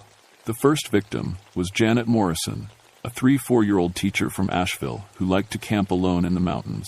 She'd set up her tent about a quarter-mile from one of the affected ceremonial sites, following all the proper backcountry protocols. Janet was experienced. She'd been hiking these mountains for 10 years without incident. A day hiker found her the next morning, sitting upright in her tent with her eyes open, completely unresponsive. She was breathing, her heart was beating, but she wouldn't react to voices, touch, or light shined in her eyes. The paramedics said she was in some kind of catatonic state, but all her vital signs were normal. What scared me was her appearance. Janet's hair had turned completely gray overnight. Her skin was pale and cold to the touch, and there were dark circles under her eyes like she hadn't slept in weeks. But the worst part was that she felt empty somehow. When you looked at her, it was like looking at a shell with nothing inside. The doctors at the hospital couldn't find anything wrong with her medically. Blood tests were normal. Brain scans showed no signs of stroke or trauma. But Janet Morrison remained completely unresponsive, staring at nothing with empty eyes. I knew what had happened to her, even if I couldn't prove it. The shadow dancers had found their first human victim. That same night, I returned to Devil's Backbone with backup. Jake Thunderheart, a young Cherokee ranger who'd been asking questions about the strange reports. Jake was 28, fresh out of law enforcement training, and still connected to his tribal traditions in ways I'd lost growing up in the academic world.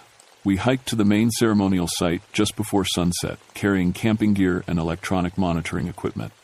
If the shadows were going to appear again, I wanted to document everything properly. This time I had backup cameras, audio recorders, electromagnetic field detectors, and a satellite phone that should work even if the local radio systems failed.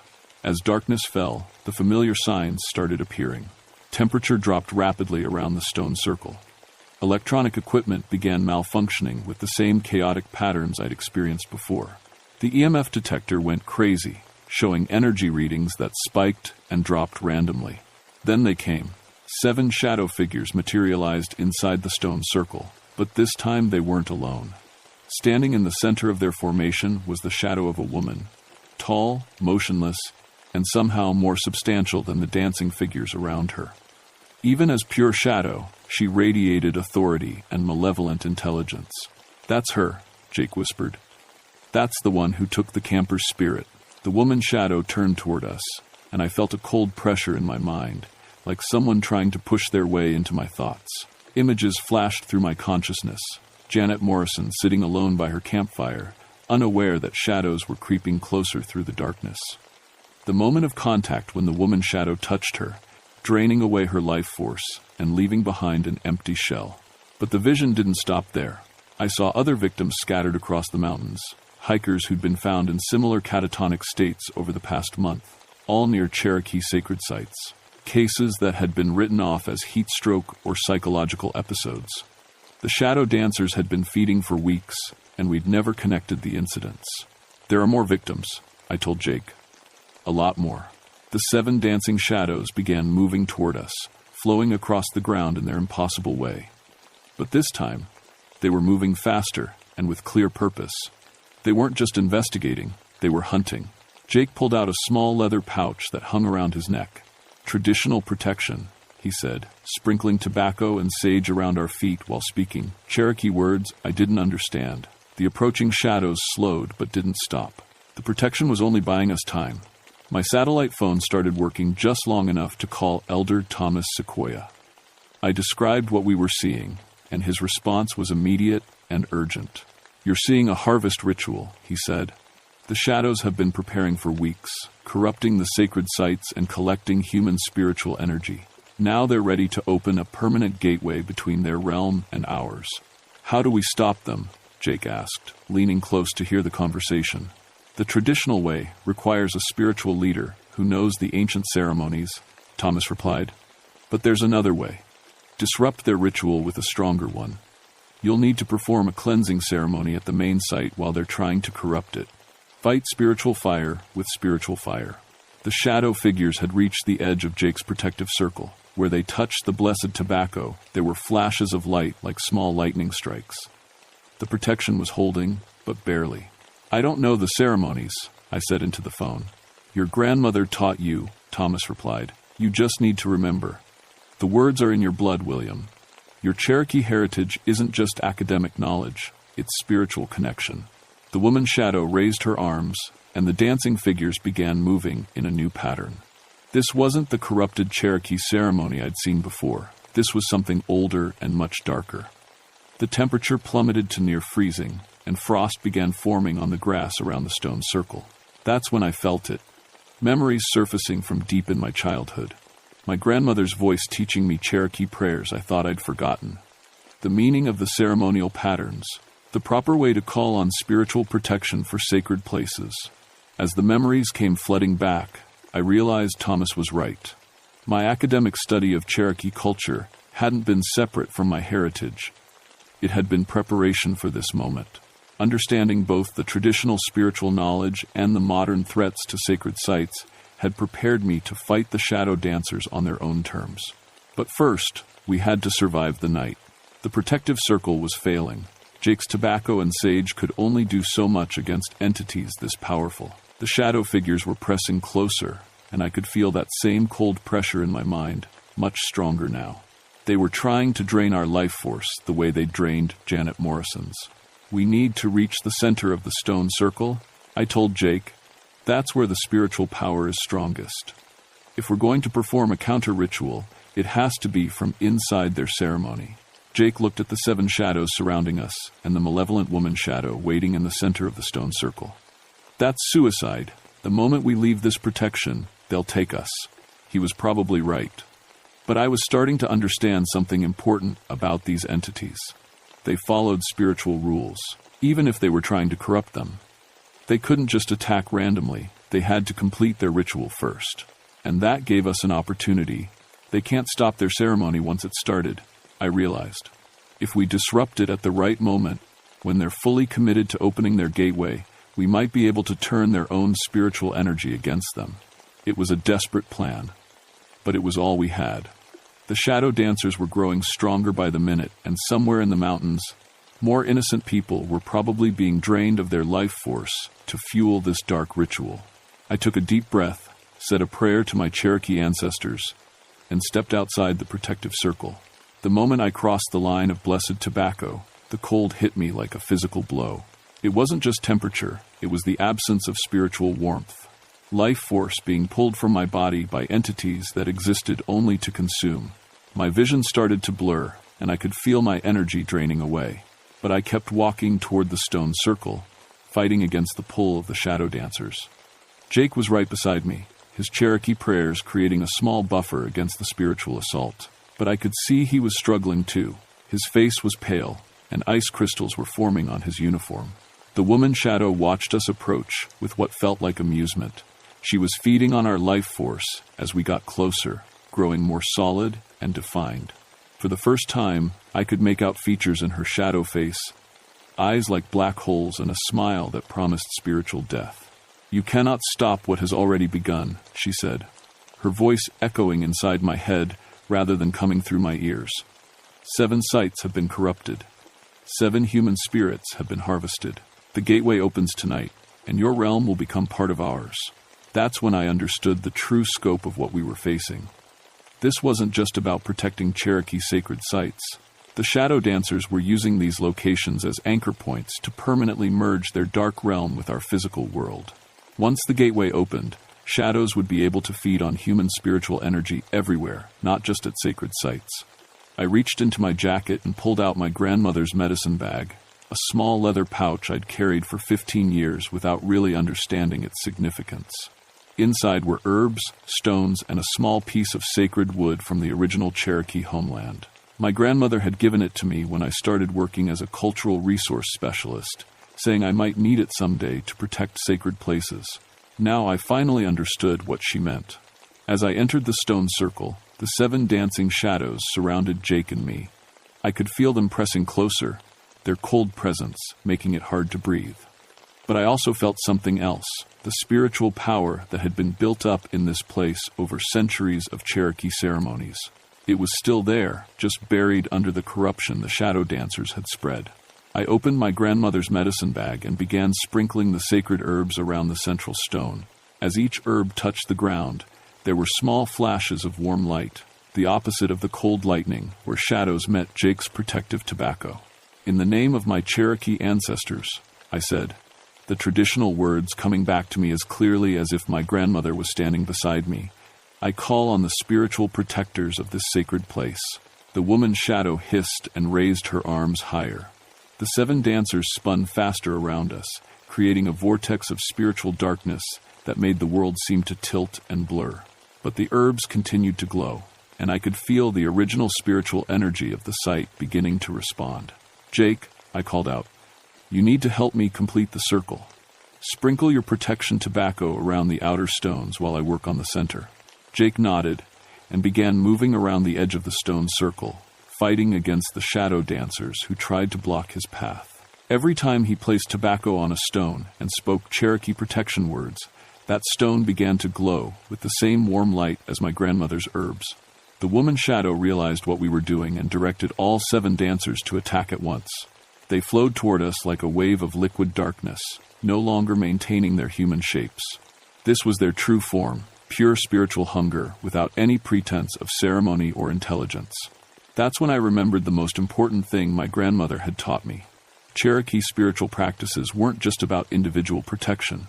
They were about balance, maintaining the harmony between physical and spiritual worlds. The shadow dancers were creatures of pure spiritual imbalance, existing only to consume and corrupt. I placed my hands on the central stone and spoke the words of the old cleansing ceremony, the one used to restore balance to sacred places that had been spiritually polluted.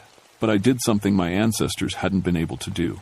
I combined it with my academic understanding of how these sites functioned as spiritual focal points. The stone circle wasn't just a place for ceremony.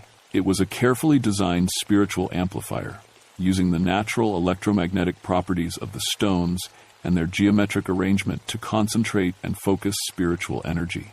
For 500 years, Cherokee ceremonies had been charging this place with positive spiritual force. All I had to do was activate it. As I completed the cleansing ceremony, the central stone began to pulse with warm light. The glow spread to the outer stones where Jake had placed his protective tobacco, creating a network of spiritual energy that connected all the stones in the circle. The effect on the shadow dancers was immediate and devastating. The warm light was exactly the opposite of their cold spiritual darkness.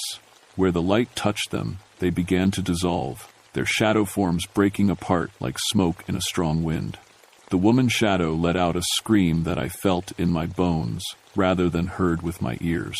She was fighting against the cleansing energy, trying to maintain her form and complete her gateway ritual. But the spiritual balance was shifting back toward the light. "Your realm calls you home," I said, using words my grandmother had taught me for banishing hostile spirits. "Return to your own place and trouble this sacred ground no more." The woman shadow made one final attempt to drain our life force, directing all her remaining power at Jake and me. For a moment, the cold was so intense I thought we might freeze solid. But the stone circle held, the warm light protecting us from her spiritual assault. Then, with a sound like wind rushing through dead leaves, all 8 shadow figures were pulled backward into what looked like a tear in the air itself. The gateway they'd been trying to open was functioning, but in reverse, instead of bringing their realm into ours, it was sucking them back where they belonged. The tear in reality snapped shut with a sound like thunder, and suddenly we were alone in the stone circle. The oppressive cold was gone, replaced by the normal warmth of an August night. Electronic equipment stopped malfunctioning. The spiritual pressure that had been building for weeks was finally released. But I knew this wasn't over. Not completely. Jake and I spent the rest of that night checking the other 6 Cherokee sacred sites the shadow dancers had corrupted. At each location, we performed the same cleansing ceremony, using traditional Cherokee spiritual practices to restore the natural balance and close any remaining gateways to the shadow realm. It worked, but barely. Some of the sites had been so heavily corrupted that it took multiple ceremonies to clear them completely. And at 2 locations, we found evidence that the shadows had been more successful than we'd realized. Stone arrangements had been permanently altered, changing the spiritual geometry in ways that might take years to repair. Janet Morrison and the other victims began recovering within 48 hours of our cleansing ceremonies. Their life force gradually returned as the spiritual connections to the shadow realm were severed. Janet's hair stayed gray, and she never remembered anything about her encounter with the shadow dancers. But she was alive and whole again. The official reports I filed described equipment malfunctions and coordinated vandalism of cultural resource sites.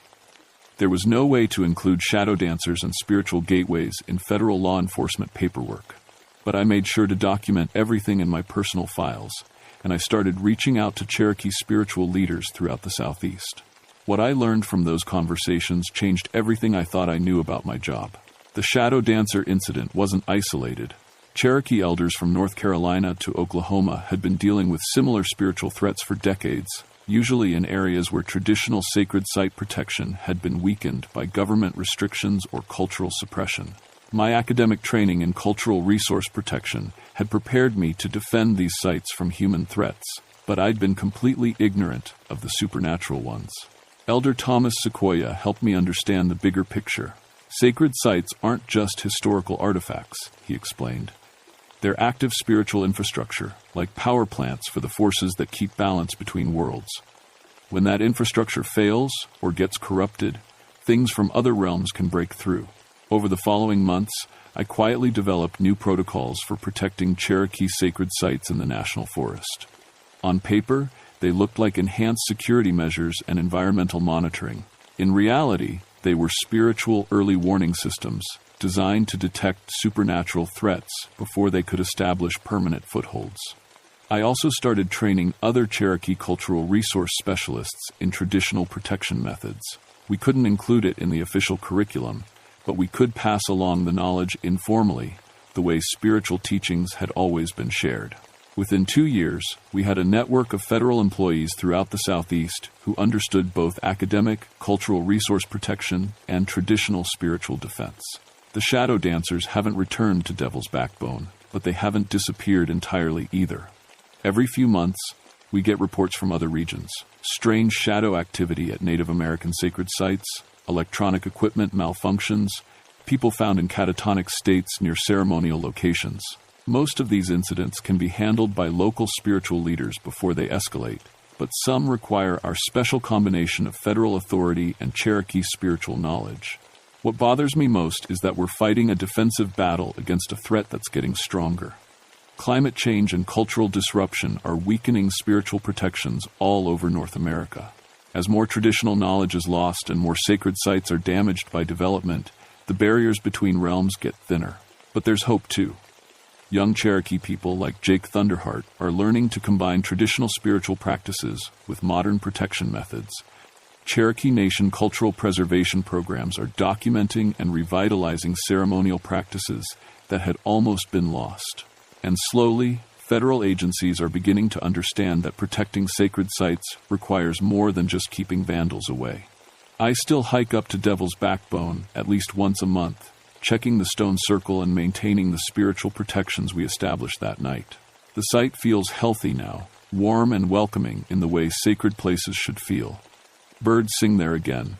Wildlife has returned. The natural spiritual balance has been restored. But sometimes, on nights when the moon is dark and the air is still, I can sense something moving in the deeper shadows between the trees. Watching, waiting, testing the boundaries we've worked so hard to maintain. The shadow dancers are patient creatures. They've been trying to break through to our world for centuries, and one defeat isn't going to stop them permanently. They'll keep probing for weaknesses, looking for sacred sites that aren't properly protected, waiting for opportunities to corrupt spiritual infrastructure and open new gateways. That's why my job has become something more than cultural resource protection. I'm a spiritual guardian now, standing watch at the places where two worlds meet. It's not the career I planned when I got my PhD in anthropology, but it's the one my Cherokee ancestors prepared me for. And when I'm walking those mountain trails at night, carrying my grandmother's medicine bag and watching for signs of supernatural corruption, I know I'm exactly where I'm supposed to be. The shadows may dance again, but they'll find us ready for them.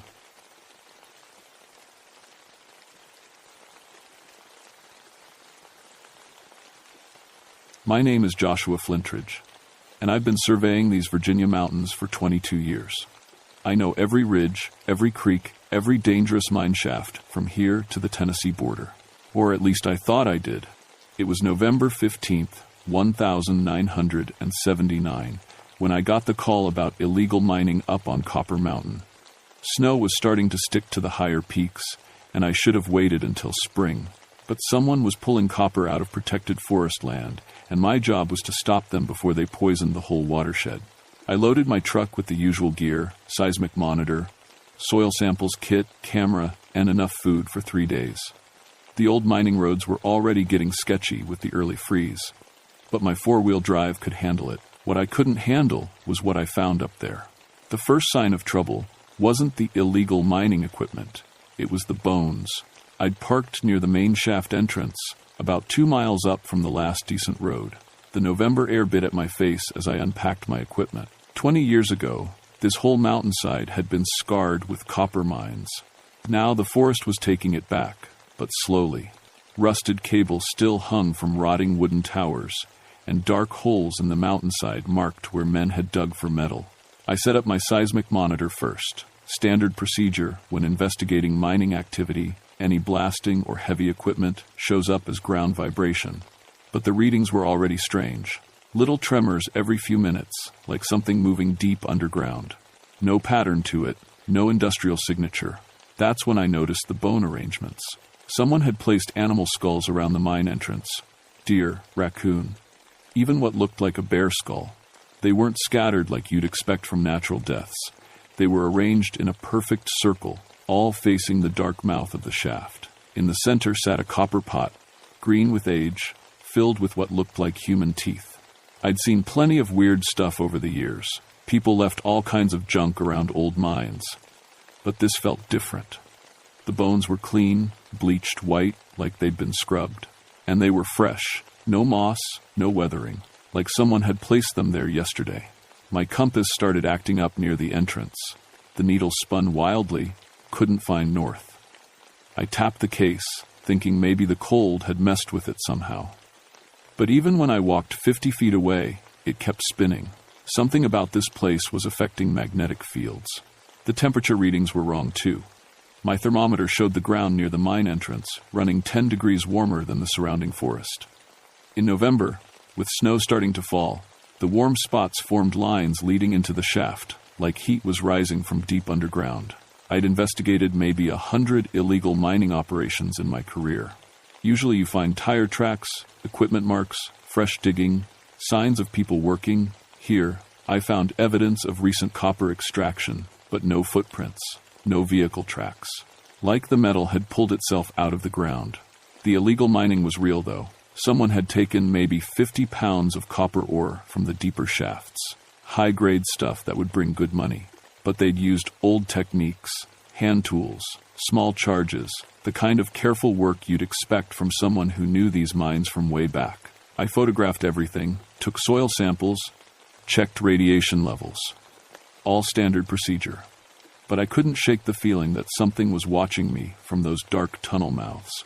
Every time I turned my back to take measurements, I felt eyes on me. The worst part was the sound. Deep underground, something was moving. Not the normal settling you hear in old mines. This sounded like rocks being deliberately arranged. Like something was building down there in the dark.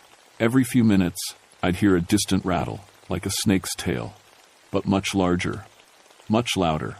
As the sun started getting low, I made camp near the truck.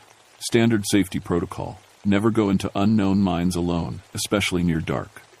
I'd explore the shafts tomorrow with proper lighting and backup communication. But as I sat by my small camp stove, eating beans from a can, the rattling got louder and closer. I woke up to my seismic monitor screaming. The digital display showed vibrations that made no sense. Regular pulses, like a heartbeat, coming from about 100 feet underground. But the frequency was all wrong, too organized, too intentional. It was still dark, maybe 4 a.m. The rattling had stopped, but something else had replaced it. A sound like rocks grinding against each other, like something huge was moving through solid stone. I grabbed my flashlight and checked the bone circle around the mine entrance. The skulls had been rearranged. Now they all faced my camp. and the copper pot was gone. My hands shook as I documented the changes with my camera. 22 years of mountain experience, and I'd never seen anything like this. Animals don't rearrange human artifacts. People don't move silently through a camp without leaving tracks. The grinding sound was getting louder. I packed up fast and moved my gear closer to the truck. Whatever was happening here, I needed to be ready to leave quickly. But my professional duty was clear. Document the illegal mining, file a report, get the area secured. I couldn't run just because some bones got moved around. As dawn broke gray and cold through the trees, I decided to explore the main shaft. Standard procedure with full safety gear. Helmet, lamp, rope, radio beacon. I'd go in 50 feet, document what I found, and get out. The entrance tunnel sloped down at a steep angle, carved from solid rock more than a century ago. My lamp beam showed the rough tool marks where miners had dug by hand in black powder blast. The air smelled like copper and something else, something organic and rotten. 20 feet in, I found the first body, or what was left of one. The skeleton sat propped against the tunnel wall like it was resting. Clean white bones, no flesh, but the clothes were recent. Jeans, work boots, a flannel shirt, modern illegal miner, probably died within the last few months. But the bones were wrong. Every single bone had been separated, cleaned, and carefully reassembled, like a museum display. The skull sat perfectly balanced on the spine. The arm bones were arranged in exact anatomical position. Someone had taken this body apart and put it back together with surgical precision. I photographed everything, then checked the skeleton's pockets. Found a wallet with ID, Carl Brennan, age 44, address in Staunton. This was one of the illegal miners I was looking for. But Carl hadn't died in any mine accident. This was something else. The grinding sound started again, coming from deeper in the tunnel. I should have left right then. Should have called for backup, sealed the mine, let someone else figure out what happened to Carl Brennan.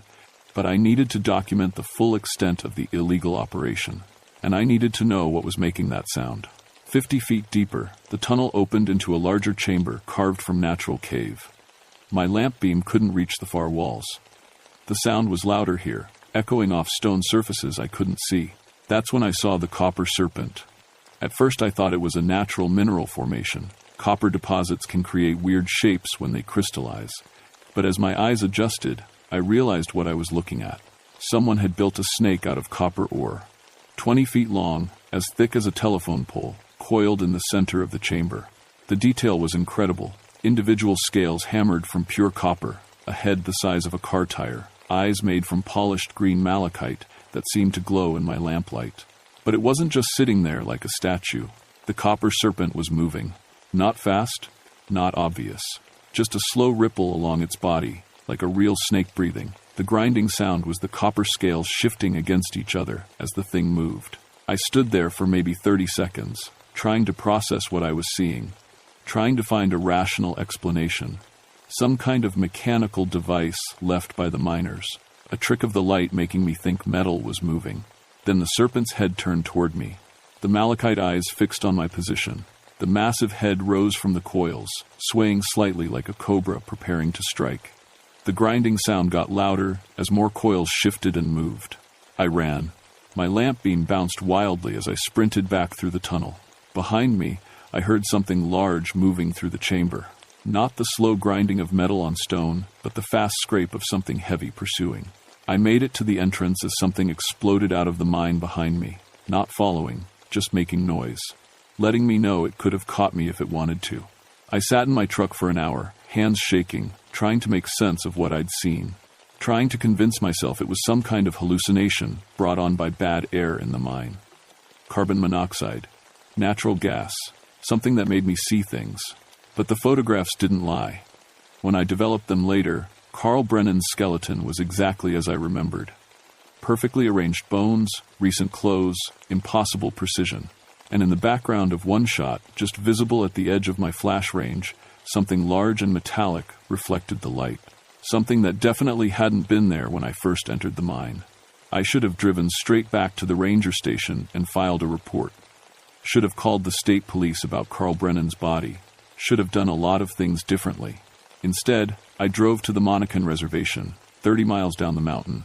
If anyone would know about copper serpents and bone arrangements, it would be the people who'd lived on this land for thousands of years before the miners arrived. The Monacan had stories about these mountains that went back further than written records. Elder Robert Monacan was sitting on his porch when I pulled up, like he'd been expecting me.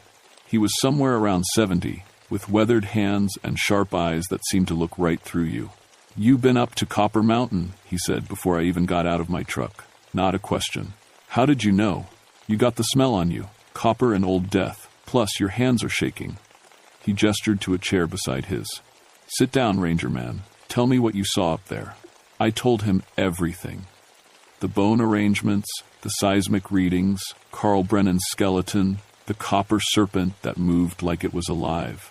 Robert listened without interrupting, nodding occasionally like none of this surprised him. "My grandfather told stories about that mountain," he said when I finished. "Said there was a spirit that lived in the copper veins. Guardian spirit. Protector of the metal in the earth." "What kind of spirit?" "The kind that doesn't like thieves." Robert's eyes were serious. "Copper was sacred to our people. We took some for ceremonies, for tools, but we always asked permission first. Always left offerings. Always took only what we needed. The miners in the 1800s didn't ask permission. No, they didn't." Robert stood up slowly. "Come inside. Let me show you something." His house was small but comfortable, filled with traditional crafts and old photographs. He led me to a back room lined with books and papers, tribal records, he explained, stories and maps passed down through generations. "Look at this." He pulled out a hand-drawn map of the mountain, probably 50 years old. Every X marks a place where miners died in accidents. Cave-ins, gas explosions, floods. Over 200 men killed on that mountain between 1,840 and 1,920. I studied the map. The death sites formed a pattern around the major copper veins, like a protective barrier. "Your grandfather thought the spirit was killing miners?" "My grandfather thought the spirit was protecting itself." "And the mountain?" Robert folded the map carefully. "But he also said the spirit got stronger every time someone died, fed on the bones of people who tried to steal from the earth." "That's just superstition." Robert looked at me with those sharp eyes. "You saw a 20-foot snake made of copper moving around underground. You want to tell me what's superstition and what's real?" He had a point. "The spirit's been quiet for 60 years, Robert continued. "No mining, no stealing, no reason to be angry. But if someone's taking copper again, it's waking up. It's defending its territory. And it's a lot stronger now than it was in my grandfather's time. 200 years of feeding on miners' bones." I drove back up the mountain as the sun was setting, but I wasn't going back to the mine. I was going to find Carl Brennan's camp, figure out who else was involved in the illegal operation. If there were other miners working the area, they needed to be warned about what was down there. I found the camp 2 miles east of the main shaft. 3 tents, generator, mining equipment, and signs of recent activity. But no people. The tents were still set up, food in coolers, clothes laid out like the occupants had just stepped away for a few minutes. But they'd been gone for weeks. I found the second body in the equipment tent. Another perfect skeleton, this one wearing mining gear, helmet still on the skull, headlamp still attached. The bones were arranged sitting in a camp chair, hands positioned like he was holding a cup of coffee. The nameplate on his helmet read Mike Torres. The third body was arranged on a sleeping bag in one of the tents. Jenny Walsh, according to her ID. Her skeleton was positioned like she was sleeping, arms folded, head on a pillow made of her own clothes.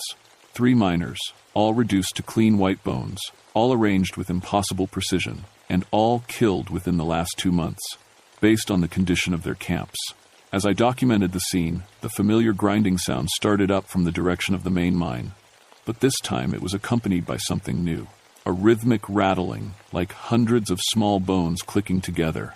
I grabbed my seismic monitor. The readings showed massive underground movement, not random vibrations, but organized activity, like something huge was building or rearranging itself beneath the mountain. The rattling got louder. I packed up my gear and headed for the truck, but I wasn't fast enough. Something burst out of the ground 50 yards ahead of me, blocking my path to the vehicle. It wasn't the copper serpent I'd seen in the mine. This was something new, something bigger. The creature stood 20 feet tall, built from hundreds of human and animal bones wired together with copper strands. The main body was roughly humanoid, but with too many arms, all ending in skeletal hands that clicked and rattled as they moved. The head was a massive bear skull, crowned with human rib bones arranged like a crown. But the worst part was that I recognized some of the bones. Carl Brennan's skull formed part of the creature's chest. Mike Torres's arm bones made up one of its many limbs. Jenny Walsh's spine was incorporated into its neck structure. The bone creature looked at me with empty eye sockets that somehow conveyed intelligence. It tilted its head like it was studying me, deciding what to do. Then it spoke, not with a voice, but by rattling specific bones in sequence. Morse code. I'd learned it in the army 20 years earlier. Asterisk, asterisk, leave. Now, no, more, stealing. Asterisk, asterisk. The message was clear. But I had one question that needed answering. I pulled out my own flashlight and started signaling back in Morse code. Asterisk, asterisk, who are you? Asterisk, asterisk. The creature's response came faster, more complex. Asterisk, asterisk, guardian, protector. Mountain, keeper, of, copper. Sacred. Asterisk, asterisk. Asterisk, asterisk. Why kill them? Asterisk, asterisk. Asterisk, asterisk. Thieves. Stealers. Desecrators. They took without asking. Asterisk, asterisk. I thought about Robert Monacan's words. About asking permission, leaving offerings, taking only what was needed. Asterisk, asterisk. What do you want? Asterisk, asterisk. The bone creature pointed one skeletal hand toward the mine entrance, then made a sweeping gesture that encompassed the entire mountainside. Asterisk, asterisk, no. More. Mining. No. More. Stealing. Mountain. Protected. Asterisk, asterisk. Then it pointed directly at me. Asterisk, asterisk, you. Choose. Leave. Or join them. Asterisk, asterisk. I looked at the perfect skeletons of Carl, Mike, and Jenny. Looked at the impossible creature built from their bones. Thought about 22 years of preventing illegal mining and protecting these mountains. Maybe there were some kinds of protection I'd never considered. I made my choice. Instead of running, I set down my equipment and approached the bone creature slowly, hands visible, no sudden movements. Like approaching a dangerous but intelligent animal. I'm not here to steal copper, I said aloud, hoping it could understand speech as well as Morse code. I'm here to stop the people who were stealing it. The creature's massive head tilted, studying me. The rattling quieted to a soft clicking as hundreds of bones shifted position. My job is to protect this mountain too, I continued. Different methods, same goal. The bone guardian considered this for a long moment. Then it began to move, flowing like liquid despite being made of solid bone and metal. It repositioned itself to one side, creating a clear path to my truck. But it also pointed toward the mine entrance. Show. You. Truth. Understanding. Necessary. I realized it wanted me to follow it underground.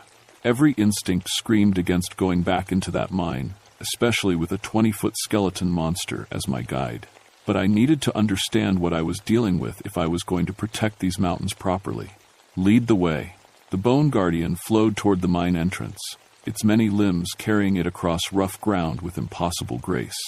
I followed with my flashlight, trying to process what I was seeing.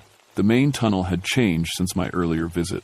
The walls were lined with copper wire forming intricate patterns, like circuit boards or neural networks. The wire glowed with a faint green light that had nothing to do with electricity. Where does the light come from? I asked. Asterisk, asterisk, life, mountain, alive, copper, veins, R, blood, asterisk, asterisk. We descended deeper than I'd gone before, through tunnels that hadn't existed on any mining survey. The bone guardian was showing me passages carved by something other than human tools, natural caves that had been modified and connected, creating a network that ran through the heart of the mountain. The central chamber was enormous. My flashlight beam couldn't reach the ceiling or the far walls, but the copper wire patterns provided enough green light to show me what filled the space. Hundreds of skeletons, not arranged randomly, but built into a massive spiral pattern that covered the chamber floor. Every skeleton perfectly preserved, every bone in its proper place. And at the center of the spiral, the copper serpent I'd seen earlier, now grown to massive size. Asterisk, asterisk, all. Who stole from mountain. All. Who took without permission. Asterisk, asterisk. How long has this been going on? Asterisk, asterisk. Since. First. Miners. Came. 1,847. Protecting. Sacred. Copper. Feeding. On. Thieves. Asterisk, asterisk. The Bone Guardian gestured toward the walls of the chamber. More copper wire patterns, but these formed recognizable shapes. Maps, showing the entire mountain's copper vein system, extending for miles underground. Asterisk, asterisk, mountain, network, connected to others. Appalachian, chain, protected. By guardians. Asterisk, asterisk. I was looking at something that completely rewrote my understanding of geology and ecology. A living mountain, a conscious ecosystem that could defend itself against exploitation. What about legal mining? Proper permits? Environmental protections? Asterisk, asterisk, permission. Respect, offerings, take, little, leave, much, possible. Asterisk, asterisk. But then the massive copper serpent in the center of the spiral raised its head. The green light from its eyes filled the chamber as it focused on something I couldn't see. Asterisk, asterisk, danger. New, miners. Coming. Big. Machines. Strip. Mining. Asterisk, asterisk. The Bone Guardian's posture changed, becoming more aggressive. All its skeletal hands clenched into fists. Asterisk, asterisk, cannot. Allow. Will. Protect. Mountain. By. Any. Means. Asterisk, asterisk. I felt vibrations through the cave floor. Not the gentle seismic activity I'd been monitoring, but something massive approaching from outside. Engines. Heavy equipment. Asterisk, asterisk, they bring. Explosives. Plan. To. Blast. Deep. Tunnels. Take. Everything. Asterisk, asterisk. Who's coming? But I already knew the answer. The illegal miners I'd found weren't independent operators. They'd been scouts for a larger operation. Someone with serious money and equipment was planning to strip mine the whole mountainside. The Bone Guardian pointed toward a tunnel that led back to the surface. Asterisk, asterisk, go. Now, choose. Side, mountain, or machines. Asterisk, asterisk. I ran through the tunnels as the vibrations got stronger. Behind me, I could hear the Guardian mobilizing. The copper serpent was moving, and something told me it wasn't planning to hide underground this time. I reached the surface as the first truck crested the ridge road. Not one vehicle, but a whole convoy. Industrial mining equipment, explosives, transport, security vehicles. This wasn't illegal mining, this was a full corporate operation. And leading the convoy was Helen Ashby, my supervisor from the Forest Service. She got out of the lead truck with a man in an expensive suit and hard hat. Corporate mining executive, definitely. They were followed by a security team carrying weapons that had nothing to do with forest protection. Joshua, Helen called out when she saw me. Perfect timing. I want you to meet Mr. Davidson from Appalachian Extraction Corp. We're conducting a special geological survey. I looked at the heavy equipment, the explosives truck, the armed security team. This isn't a survey, Helen. This is a mining operation on protected federal land. It's a mineral rights reassessment, Davidson said smoothly. We have federal approval for exploratory extraction to determine the economic viability of copper reserves. You don't have approval from the mountain. Both of them stared at me like I'd lost my mind. Behind them, workers were already unloading drilling equipment. Joshua, you've been up here too long, Helen said. You're talking nonsense. Help, mister. Davidson's team accessed the mine shafts.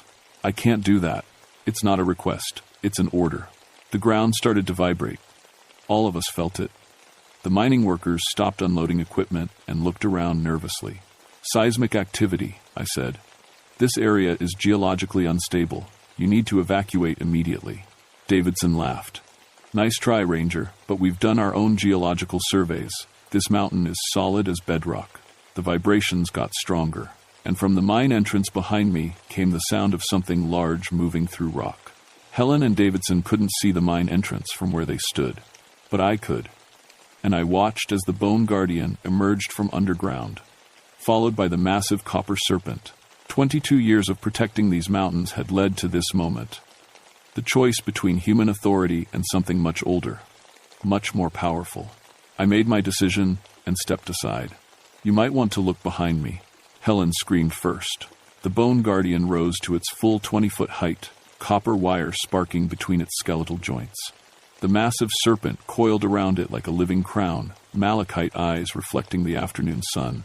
Davidson fumbled for his radio. Security team, we have a situation." The armed guards raised their weapons. "But what do you shoot at something that's already dead?" The Guardian pointed one skeletal hand toward the mining convoy, and the mountain responded. The ground beneath the heavy equipment cracked and split. Perfectly targeted seismic activity that swallowed the drilling truck and explosives transport without touching the personnel vehicles. The mountain was making a point. It could have killed everyone, but chose not to. Asterisk, warning, leave. Now, no, mining, mountain, protected. Asterisk. The Bone Guardian's Morse code rattling was loud enough for everyone to hear, but I was the only one who understood the message. "It's telling you to leave," I translated. "This is protected land." "Protected by what?" Helen demanded, her voice shaking. "By its original owners." Davidson was backing toward his truck, but trying to maintain corporate authority. "This is federal land. We have legal mining rights." The copper serpent unwound from around the Guardian and flowed across the ground toward him. Not attacking, just repositioning. Davidson found himself looking into eyes the size of dinner plates, made of pure green stone. "Legal rights don't mean much to something that's been here for thousands of years," I said. Helen grabbed my arm. "Joshua, you have to do something. You're a federal employee. This is your jurisdiction." "No," I said quietly. "This is their jurisdiction. Always has been." The mountain rumbled again, deeper this time. Warning tremors that said the Guardian's patience was running out. The security team leader made the smart choice. "Everyone back to the vehicles, now." They loaded up fast and drove away even faster, leaving nothing but tire tracks and the smoking crater where their equipment had been swallowed by the earth. I stood there with the Bone Guardian as the convoy disappeared down the mountain road. The massive copper serpent coiled around us both. Not threatening, just present. Watching. You. Understand. Now. Mountain. Alive, copper, sacred, must be. Protected. I understand, but they'll be back. With more men, more equipment, federal marshals probably. Then. Mountain. Will. Respond. Stronger. Network. Of. Guardians. Appalachian. Chain. Defended. The Guardian gestured toward the ridgeline, and I saw movement on distant peaks, other shapes, other watchers.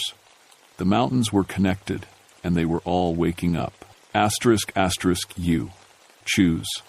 Leave. Or stay. Help. Protect. I thought about my job, my federal pension, my normal life as a forest ranger. Then I thought about what I'd seen in the underground chamber.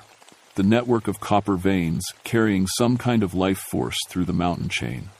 An ecosystem that could defend itself if it had to. If I stay, what would you need from me? Watch. Report. Warn. Mountain. Of. Miners. Prevent. When. Possible. And if I can't prevent it? The copper serpent's head rose until it was level with my eyes. The malachite depths seemed infinitely deep, infinitely old.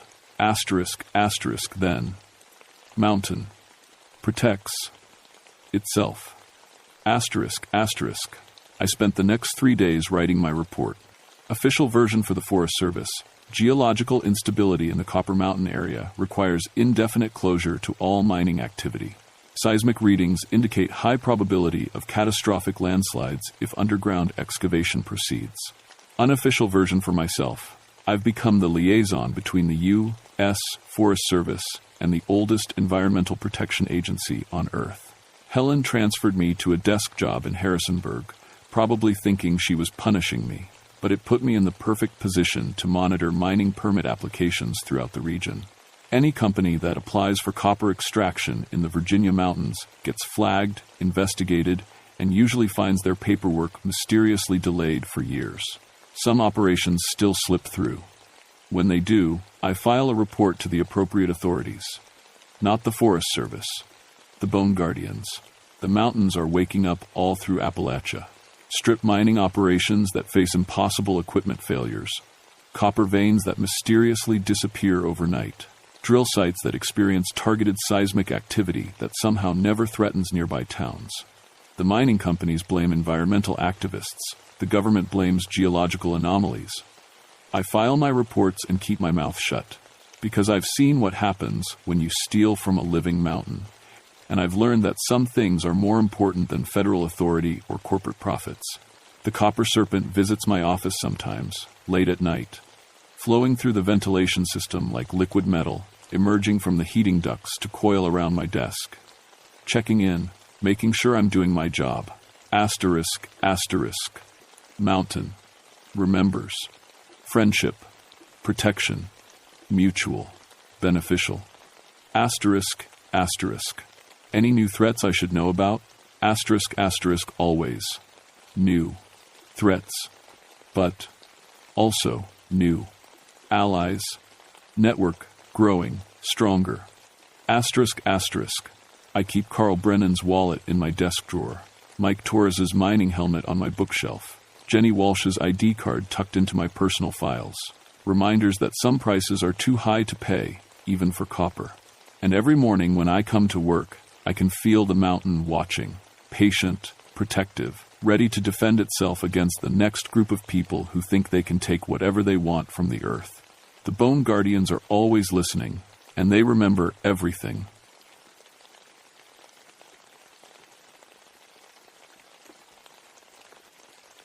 My name is Rebecca Moonbright, and I've spent 19 years studying wild animals that hunt at night.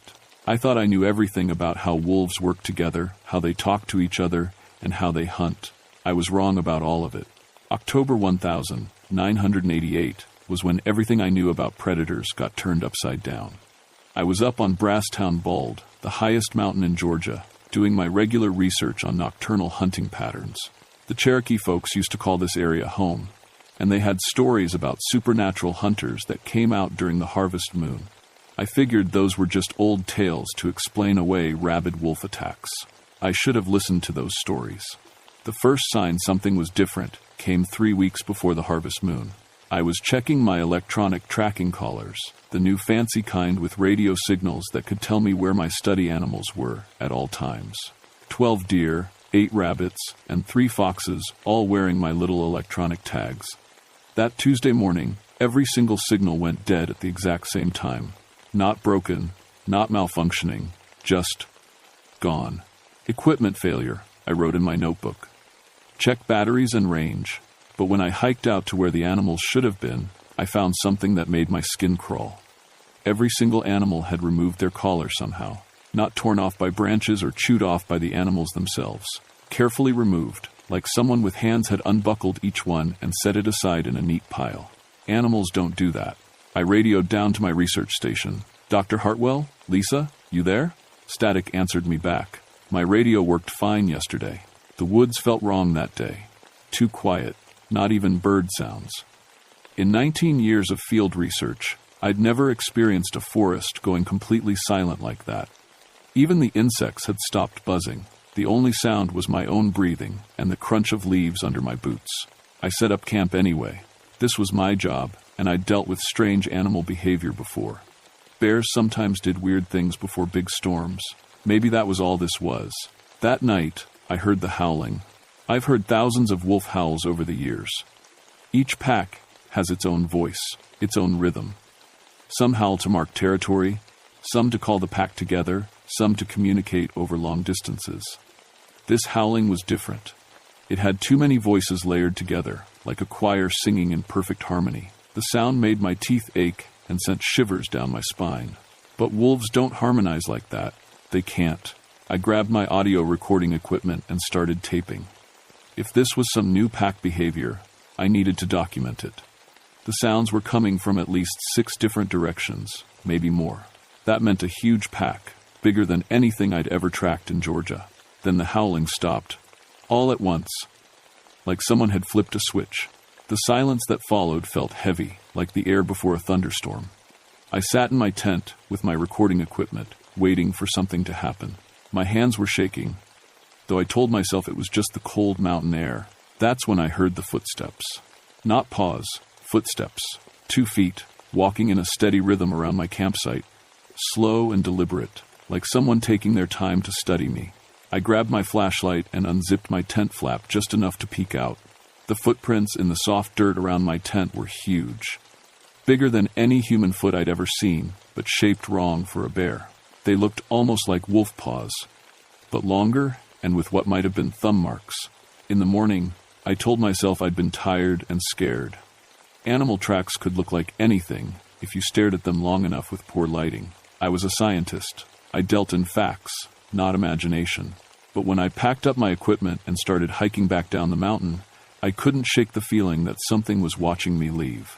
Something smart enough to stay hidden, but big enough that I could feel its presence like weight on my shoulders. I had 2 weeks before the harvest moon, 2 weeks to figure out what kind of predator I was dealing with. I thought I had time to solve the mystery with careful observation and scientific method. I thought I was the one doing the studying. I came back the next week with better equipment. Night vision goggles, motion sensors, and a satellite phone that should work even in the dead zones where regular radios failed. I wasn't taking any chances this time. The changes hit me as soon as I reached the tree line. Every single tree had claw marks gouged deep into the bark, about 8 feet off the ground. Too high for normal wolves, too precise for bears. The scratches formed patterns that looked almost like writing, though not in any alphabet I recognized. My motion sensors started going crazy before I'd even finished setting up camp. Something big was moving through the forest, triggering alerts from 6 different directions at once. But when I checked my night vision equipment, I couldn't see anything. "Lisa, this is Rebecca. You getting my signal?" I spoke into the satellite phone. "Rebecca, thank God. Where have you been? I've been trying to reach you for 3 days. 3 days? I'd only been gone since this morning." "What do you mean 3 days? I just hiked up here a few hours ago. Your truck's been sitting in the parking lot since Monday. Today's Thursday. Park rangers were about to organize a search party." I looked at my watch. Thursday, 7:30 p.m. The last thing I remembered clearly was starting my hike at dawn on what I thought was Thursday morning. Somehow, 3 days had vanished from my memory. "Lisa, I need you to contact Dr. Ravensong down in the Cherokee Nation. Ask him about the harvest moon legends, specifically about hunting spirits." "Rebecca, are you okay? You sound..." The line went dead. Not static this time. Just nothing. That's when I heard the growling, low and rumbling, like a diesel engine idling. But it was coming from directly above me. I tilted my head back and saw eyes reflecting my flashlight beam from the tree branches 30 feet up. Yellow eyes, definitely predator eyes, but far too large and too intelligent looking. The thing dropped from the tree and landed 20 feet away with barely a sound. It looked like a wolf at first glance. Dark fur, pointed ears, long snout full of teeth. But it was standing on its hind legs like a person, and it was huge, 7 feet tall at least, with shoulders broader than any human. Its front paws had fingers with claws, and when it tilted its head to study me, the expression on its face was thoughtful, curious, human-like. "Easy," I whispered, the way I'd talk to any dangerous animal. "I'm not going to hurt you." The creature made a sound that might have been laughter. Then it spoke. "You could not hurt us, even if you wished to," it said in a voice like gravel and wind. "We have been watching you, Rebecca Moonbright. You study our kind, but you do not understand what you study." My scientific training kicked in. "Document everything. Stay calm. What are you?" "We are what your Cherokee friends call Kanati's hounds. We hunt when the moon calls us to hunt. We take what the moon tells us to take." Its yellow eyes never blinked. "The harvest moon rises in 1 week. You should not be here when it does. Are there others like you?" 11 others. A full pack. The creature's lips pulled back in what might have been a smile, showing teeth designed for tearing meat. We have been patient with your research. But patience has limits. I tried to stay calm, to think like a scientist. What do you hunt? Whatever provides the best chase. Deer bore us. Bears are too slow. Humans. It took a step closer. Humans are clever. Humans run in interesting patterns. Humans make satisfying prey. The temperature around me seemed to drop 20 degrees. This wasn't just some unknown species of large predator. This was something that hunted people for sport. How long have you been hunting humans? Since the Cherokee first came to these mountains, they learned to avoid us during harvest moon nights. They taught their children our patterns, our territories, our limitations. Another step closer, but their children's children forgot the lessons. And now new people come to our mountains with no knowledge of what walks here. I could see more shapes moving in the darkness around us. The creature hadn't come alone. Yellow eyes reflected my light from a dozen positions, surrounding my campsite completely. Your people used to hunt animals for food, I said, trying to keep my voice steady. Why hunt humans? Humans are not food. Humans are challenge. Intelligence against intelligence. Your kind thinks itself the ultimate predator because you make tools and strategies. The creature's head tilted again, studying me like I was a fascinating specimen. But you have never been hunted by predators who also make tools and strategies. That's when I noticed the intelligence behind those yellow eyes. This wasn't just an animal acting on instinct. This was something that could think, plan, and organize complex hunts. Something that enjoyed the intellectual challenge of outwitting human prey. The harvest moon gives us our greatest power, the creature continued. For 3 nights, we become our true selves, faster than your vehicles, stronger than your weapons, smarter than your strategies. It raised one clawed hand and pointed at me. You have 7 days to leave these mountains. If you are here when the harvest moon rises, you will provide us with excellent sport. The creatures melted back into the forest as suddenly as they'd appeared, leaving me alone with my equipment and the terrible knowledge that I'd just had a conversation with something that viewed humans as entertainment. I packed my gear and hiked out that night, using my flashlight to follow the trail in complete darkness. Every shadow could have hidden one of those things, but none of them bothered me. They'd made their point. 7 days. I spent the next 5 days trying to warn people. The Park Service thought I'd suffered some kind of stress breakdown from too much isolated field work. The local sheriff suggested I take a vacation and get some rest. Even my own graduate student, Lisa, looked at me like I'd lost my mind. Rebecca, I've worked with you for 3 years, she said during our video call. You're the most rational scientific person I know. Don't you think there might be a logical explanation for what you saw? A 7-foot-tall wolf that speaks English and organizes hunting parties? What logical explanation covers that? Stress? Exhaustion? Maybe some kind of gas leak from underground? There are caves all through those mountains. But Dr. Michael Ravensong believed me. The harvest moon hunters, he said when I finally reached him on the phone. My grandmother told me stories about them when I was young. She called them the ones who change shape when Brother Moon grows fat with power. Dr. Ravensong. I need to know everything. How do they hunt? What are their weaknesses? How did your people survive them? My people didn't fight them, Rebecca. We avoided them. During harvest moon time, no Cherokee went into the high mountains. Not alone, not in groups. We stayed in the valleys and waited for the moon to grow thin again. But there has to be something, some way to defend against them. The stories say they're bound to pack law, like regular wolves. If you can challenge the alpha and win, the others might retreat. But challenging the alpha means getting close enough to fight something that's faster, stronger, and smarter than you. What else? They're tied to the moon's power.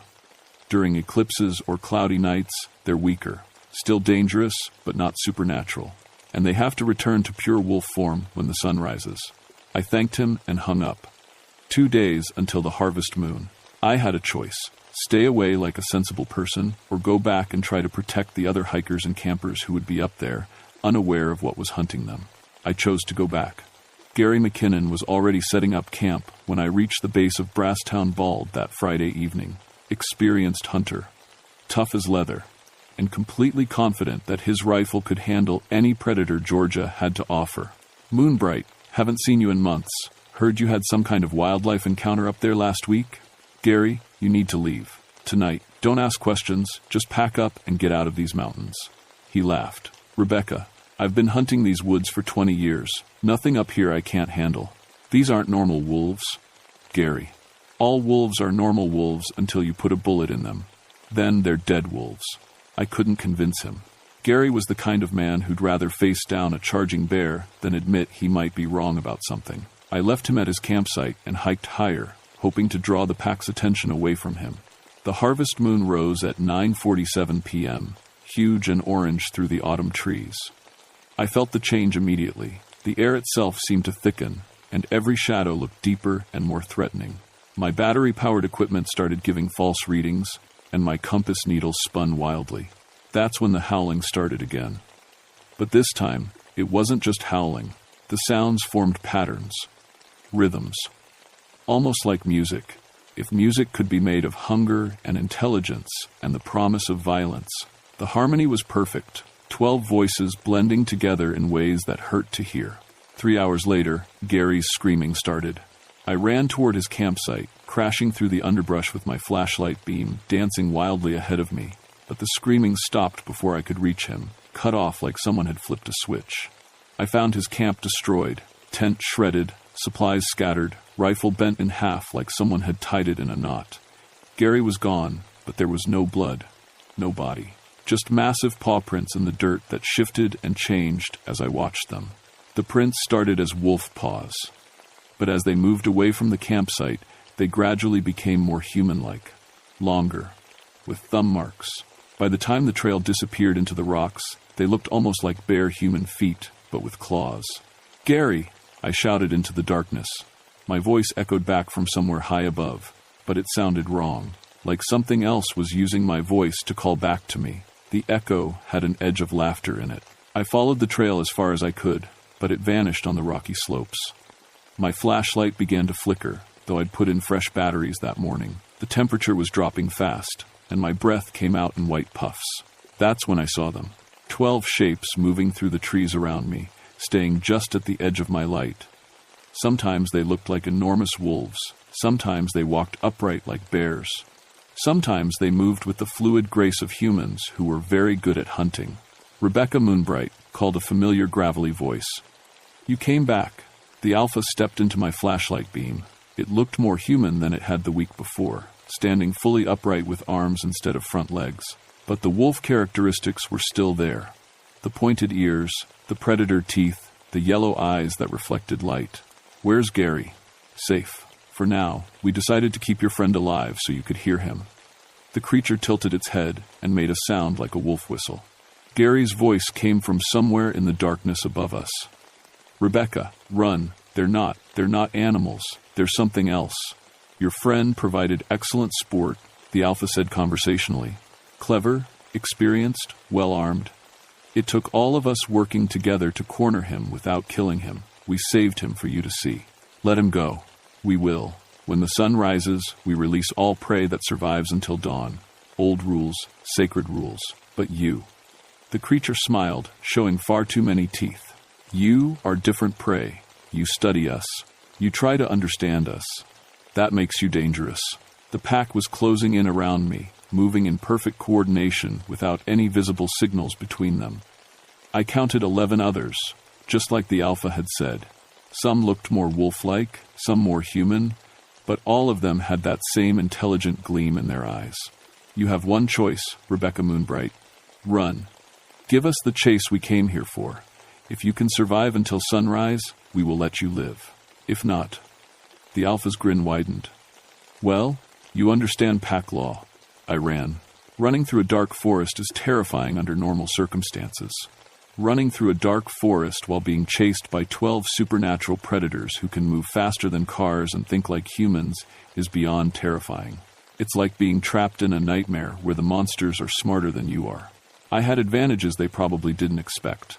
19 years of studying predator behavior meant I understood pack hunting tactics. I knew they'd try to drive me toward killing zones where the terrain favored them. I knew they'd coordinate their positions to cut off escape routes. I knew they'd take turns applying pressure to tire me out before closing in for the final attack. What I hadn't expected was how much they'd enjoy it. Excellent choice of direction, Rebecca. One of them called from somewhere above me as I scrambled down a rocky slope. Most prey runs directly away from danger. You're thinking tactically. She's heading for the creek bed, another voice said from my left, trying to mask her scent trail. Clever. They were treating this like a professional consultation, offering commentary on my survival techniques while they hunted me.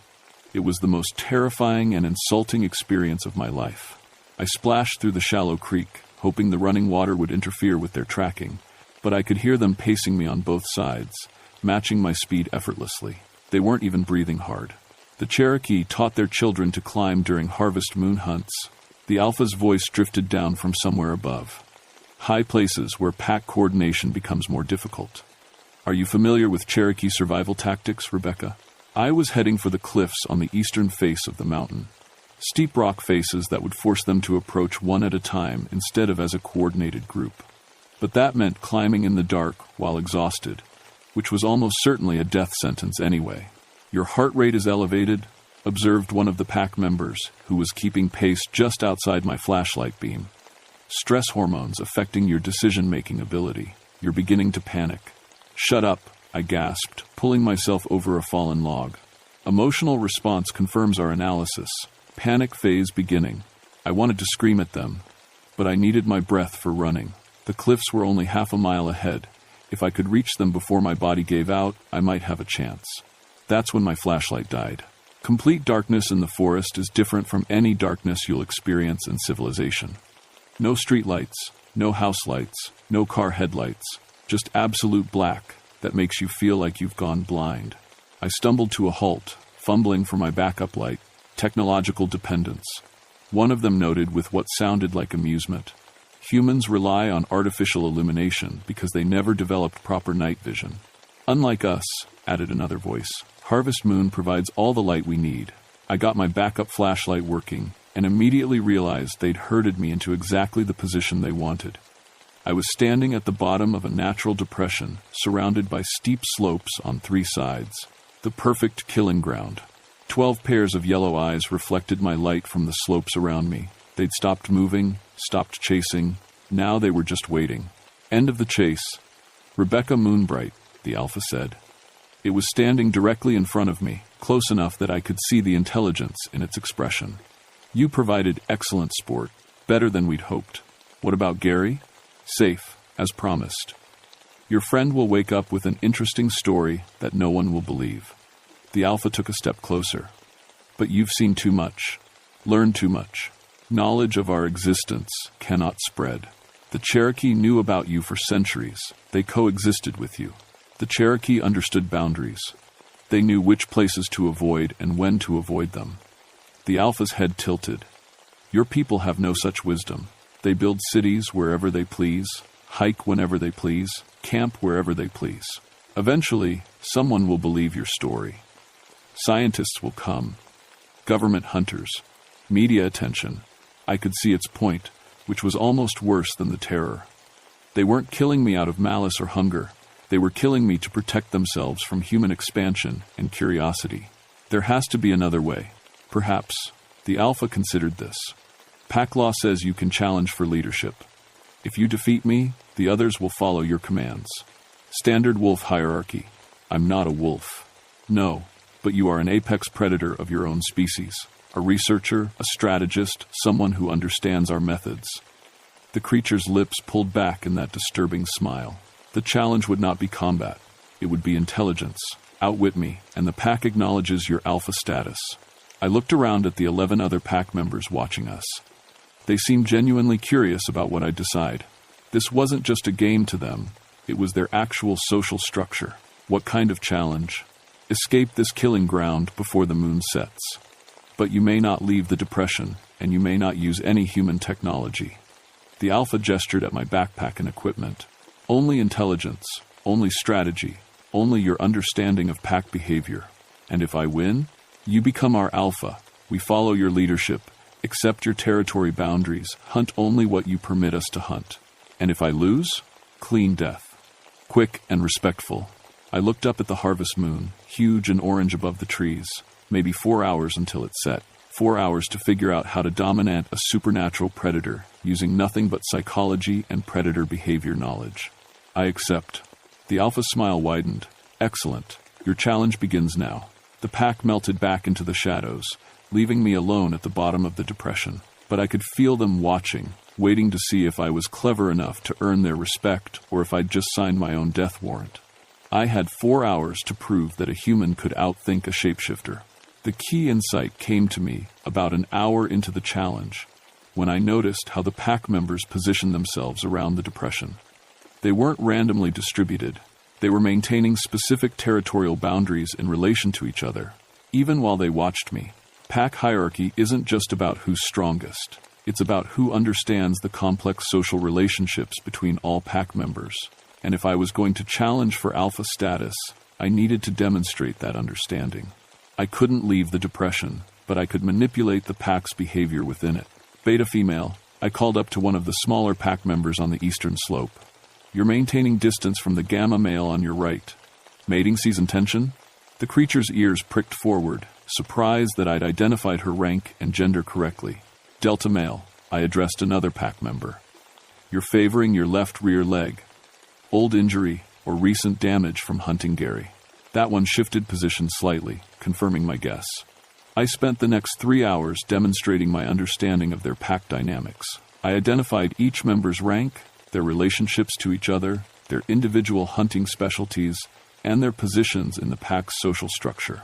I showed them that I understood their communication patterns, their territorial instincts, and their decision-making processes. Most importantly, I proved that I could think like a pack leader.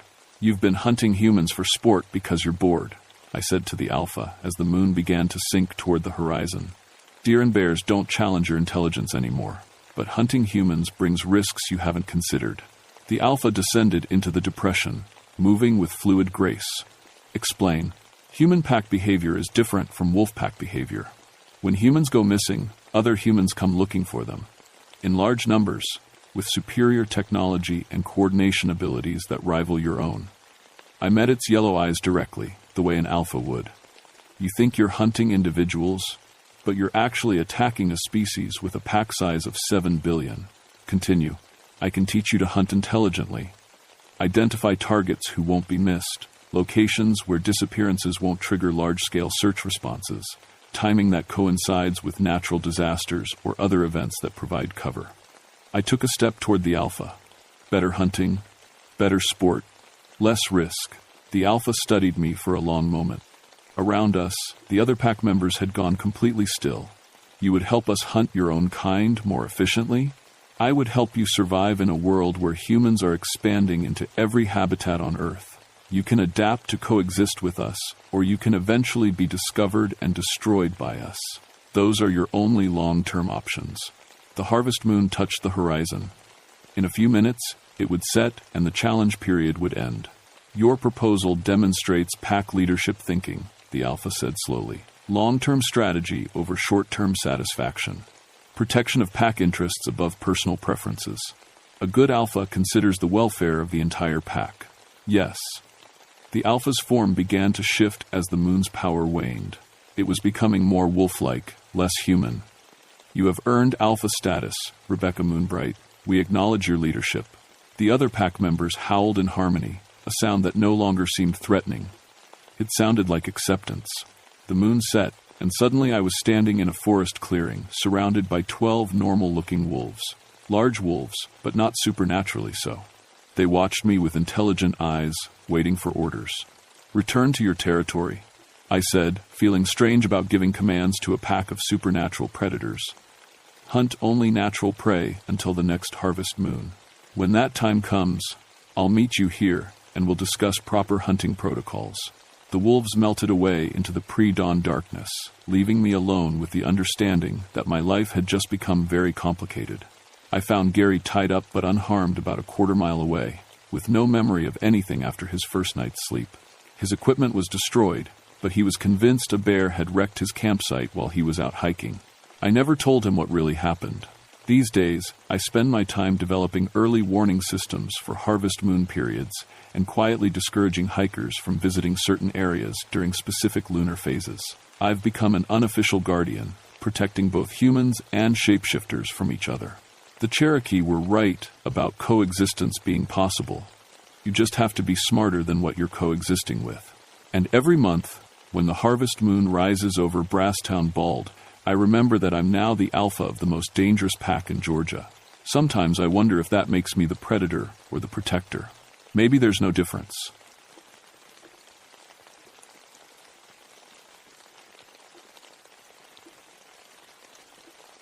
My name is Marcus Ravencroft, and I've been a ranger in Jefferson National Forest for 20 years.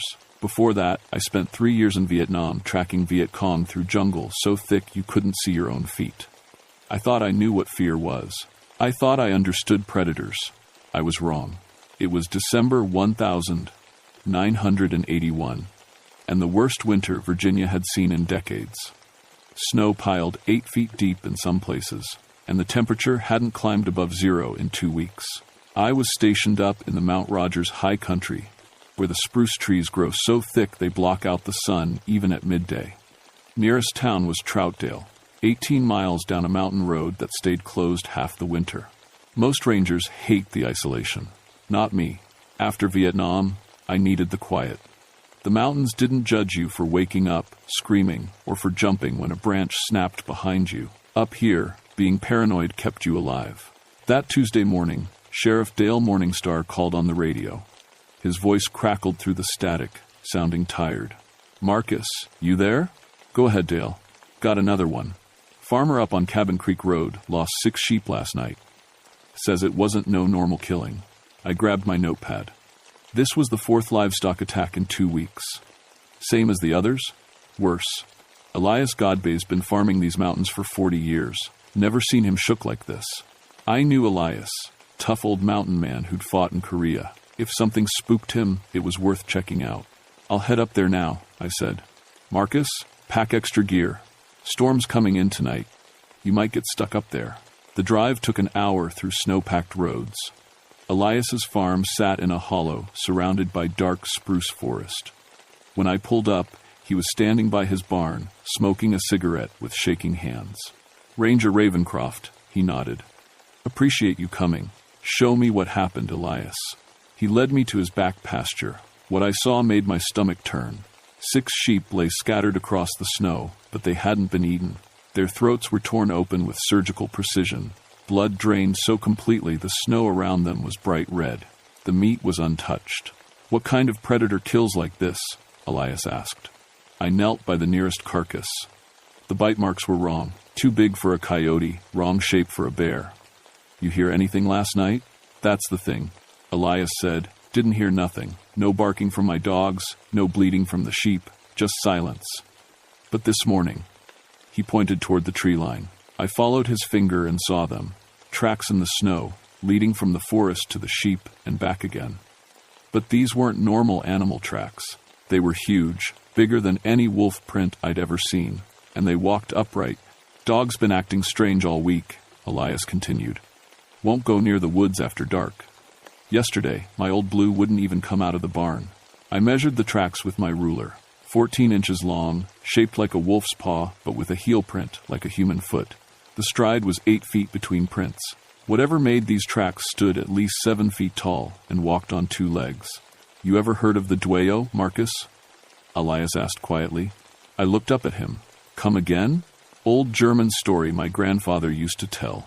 Said his people brought it from the old country when they settled these mountains. A wolf that walks like a man and thinks like the devil." "Elias, you know I don't. I know you don't believe in ghost stories. But Marcus, I've lived in these mountains my whole life. I know every predator, every track, every sound. This ain't natural." I stood up, brushing snow off my knees. The logical part of my mind said large dogs, maybe a pack of feral animals. But 20 years of tracking experience told me something different. These tracks were too purposeful, too intelligent. They showed planning. "I'm going to follow the trail," I said. "See where it leads. Don't go in them woods alone, Marcus, not with dark coming." I looked at the sky. Gray clouds were building, and the air smelled like more snow. "I'll be careful." The tracks led straight into the spruce forest, following what looked like an old deer path. But as I walked deeper into the woods, I noticed something that made my skin crawl. complete silence. In 20 years of ranger work, I'd never heard a forest this quiet. No bird calls, no squirrel chatter, no sound of small animals moving through the underbrush. Even the wind seemed muted, as if the trees themselves were holding their breath. The tracks continued for half a mile before they reached a small clearing. In the center was something that made me stop dead. A pile of bones, deer skulls, mostly, arranged in a perfect circle around what looked like a sleeping area. The snow was packed down in an 8-foot circle, stained dark with old blood. This was a den, or a feeding ground. But what froze my blood was what I saw at the edge of the clearing. More tracks. Fresh ones, less than an hour old, leading straight toward Elias's farm. I followed the new tracks back toward the farm, moving as quietly as my army training had taught me. The trail wound through the darkest part of the forest, where the spruce branches grew so thick they formed a tunnel of shadows. That's when I heard it, a sound like nothing I'd ever encountered. Low and rumbling, like a wolf's growl, but with an intelligence behind it that made my hair stand on end. It was the sound of something big thinking. I crouched behind a fallen log and listened. The sound came again, closer this time. Then I heard something that nearly made me run. Footsteps. Heavy, deliberate footsteps moving through the snow. But they weren't the random wandering of an animal. They had purpose, pattern. Like a soldier on patrol, through the trees, I caught a glimpse of something that shouldn't exist. A shape moved between the trunks, massive and dark. It walked upright on 2 legs, but its posture was wrong for a human. Too hunched, too powerful through the shoulders. Its head was elongated, wolfish, and when it turned in my direction, I saw eyes that reflected the dim winter light like mirrors. For 3 seconds, we stared at each other across 40 yards of forest. Then it smiled. Not a human smile, not an animal expression. Something in between that showed too many teeth and spoke of intelligence that shouldn't exist in any predator. I reached for my radio, and the thing vanished. Not ran away, not ducked behind a tree. Vanished, like smoke, moving so fast through the dense forest that my eyes couldn't track it. I keyed my radio with shaking hands. "Dale, this is Marcus. You there?" Static. I tried again. Nothing. The storm was interfering with communications, leaving me completely alone in the woods with something that shouldn't exist. The logical thing would have been to head back to my truck and get help. But 20 years of training told me that whatever this thing was, it wasn't done hunting. Elias was still up at that farm, and if this creature wanted more livestock, or worse, he was sitting there defenseless. I made my way back to the farmhouse as fast as I could through the deep snow. Elias was inside, drinking coffee and trying to look calm. But his rifle was leaning against the kitchen table, loaded and ready. "Find anything?" he asked. "Elias, I need you to come stay in town tonight." "What did you see?" I wasn't sure how to explain what I'd seen without sounding crazy. Something big. Something that doesn't belong in these woods. The dueño. I don't know what it was, but it's hunting, and it's not afraid of humans. Elias shook his head. "Can't leave the farm. If I run every time something threatens my livestock, I might as well sell the place. This isn't a normal predator, Elias. This thing is smart. It planned those kills last night. Then we kill it. With what? You think your hunting rifle is going to stop something that can move through dense forest without making a sound?" Before Elias could answer, his dog started barking. But it wasn't normal barking. It was the high, desperate sound animals make when they're terrified beyond reason. We both grabbed weapons and headed outside.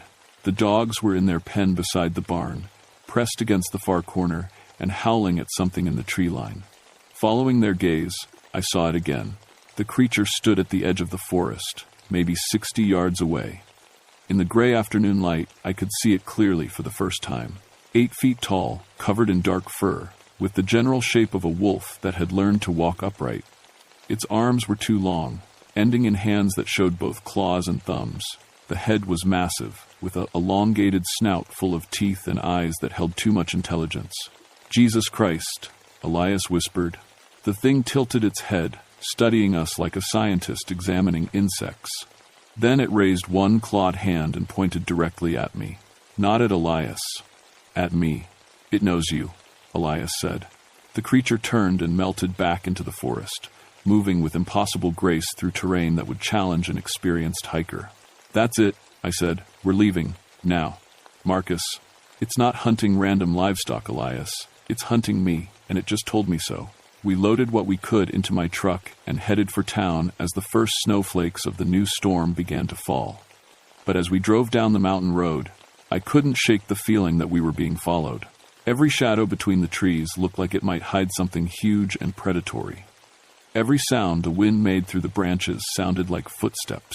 In my rearview mirror, I thought I saw a dark shape keeping pace with the truck, running through the forest parallel to the road at impossible speed. When we reached Troutdale, I radioed Dale again. Finally, his voice crackled through. Been trying to reach you for 2 hours. Where are you?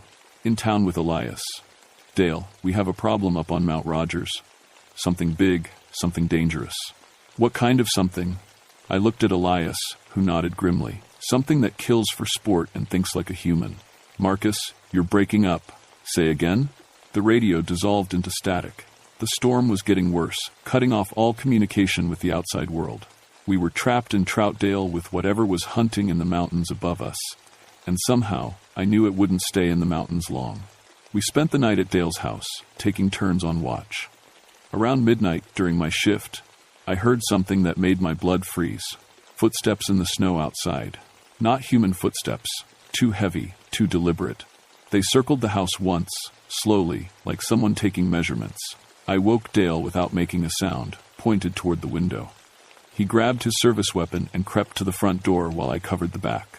The footsteps stopped at the front porch. For 10 minutes, we waited in absolute silence. Then I heard something that nearly broke my nerve. Scratching. Slow, deliberate scratching against the front door, like someone drawing letters in the wood. When morning came, we found the marks. 4 deep gouges scored into Dale's front door, too precise to be random. They formed a clear pattern, an arrow pointing toward the mountain road. A message. It wants you to come back, Dale said. It's trying to separate me from help, I replied. Classic military tactic. Draw the target into terrain where you have the advantage. Military tactic? I nodded grimly. This thing doesn't just think like a human. It thinks like a soldier. That morning, Mrs. Henderson from the general store didn't open up. Dale went to check on her and found her back door torn off its hinges. Inside, the kitchen was destroyed, but Mrs. Henderson was gone. We found her tracks in the snow behind the store. Human footprints running toward the woods, and those massive predator tracks following. But the strangest thing was the spacing. Mrs. Henderson's tracks showed she was running as fast as she could, but the predator tracks showed it was just walking. It was playing with her. We followed the trail for half a mile before we found what was left of Mrs. Henderson. The creature had arranged her remains in the center of a small clearing, positioned to be visible from the trail. Another message. It's showing off, I told Dale. Proving it can take anyone it wants. Then why take her instead of you? Because it's not ready for me yet. It's working up to the main event. That afternoon, 3 more people went missing. The Garrett family, who lived on the edge of town, we found their house empty, dinner still warm on the table, and tracks leading from their back door into the forest. This time, we followed the trail with a full posse, Dale, myself, and 6 volunteers from town. But the tracks led us in circles through the dense woods for 3 hours before we realized what was happening. We were being herded. Every time we tried to turn back, we'd find fresh tracks blocking our path. Every time we tried to take a shortcut, we'd discover barriers of fallen trees that hadn't been there the day before. It's driving us somewhere, I told Dale. Where? I don't know, but wherever it is, we're not going to like it. The tracks led us to an old mine shaft, abandoned since the 1942. At the entrance, we found what remained of the Garrett family. But they weren't just dead. They were positioned like scarecrows around the mine entrance, arranged to send a clear message to anyone who found them. Welcome to my territory. That's it, Dale said. We're calling in the state police, the National Guard. Whatever it takes. Radio's still dead from the storm, I reminded him. We're on our own until this weather clears. Then we set up a perimeter around the town, arm everyone, establish watch posts. Dale, I pointed to the ground around the mine shaft. Look at the tracks. The snow around the mine was covered with those massive paw prints. But there weren't just a few sets. There were dozens. The creature had been coming here for days, maybe weeks. This is its base, I realized. It's been planning this whole thing. Planning what? Before I could answer, we heard something that made everyone in the posse freeze. Howling, but not one voice. Multiple voices, echoing from deep inside the mine shaft. Jesus, someone whispered. There's more than one. I listened carefully to the sound. 3 distinct voices, maybe 4. A pack. We need to get back to town, I said. Now, we ran through the forest faster than was safe in the deep snow, but I could feel them following us. Never close enough to see, but always there. Shadows moving between the trees, staying just outside rifle range. They were escorting us back to town like guards leading prisoners.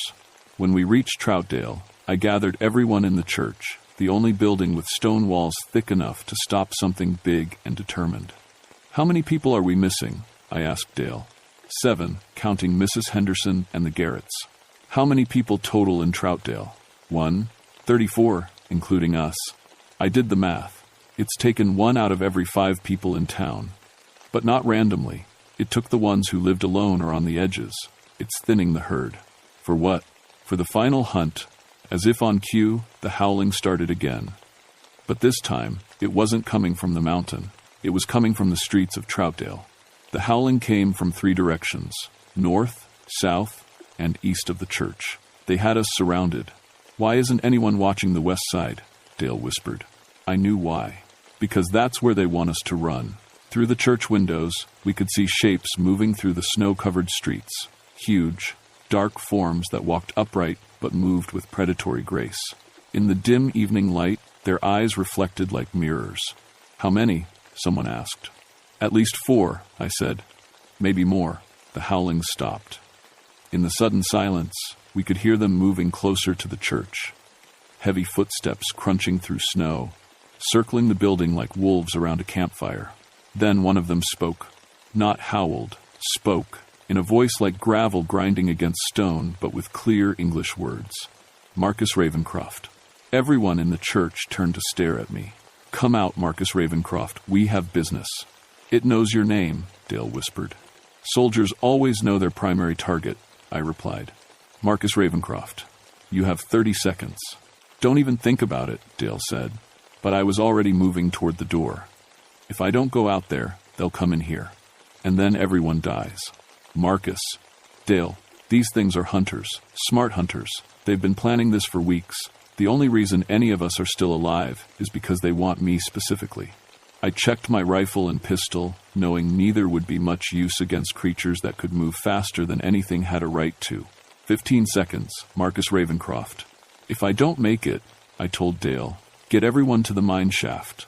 That's their den, but it's also the only place you might be able to trap them. I opened the church door and stepped into the snow. 4 of them stood in the street, arranged in a loose semicircle. In the moonlight, I could see them clearly for the first time. They were magnificent and terrible, 8 feet tall, covered in dark fur that absorbed light like shadow. Their faces were wolf-like, but with human intelligence in their eyes. They stood upright like men, but carried themselves with predatory power that no human could match. The largest one, standing directly in front of me, spoke again. 20 years you have walked our mountains, it said. 20 years you have tracked our prey, interfered with our hunts. These are human lands, I said, protected lands. All lands belong to the strong, it replied. You understand this. You are a warrior. I'm a ranger. You are a killer. Vietnam taught you well. How could it know about Vietnam? How could it know anything about me?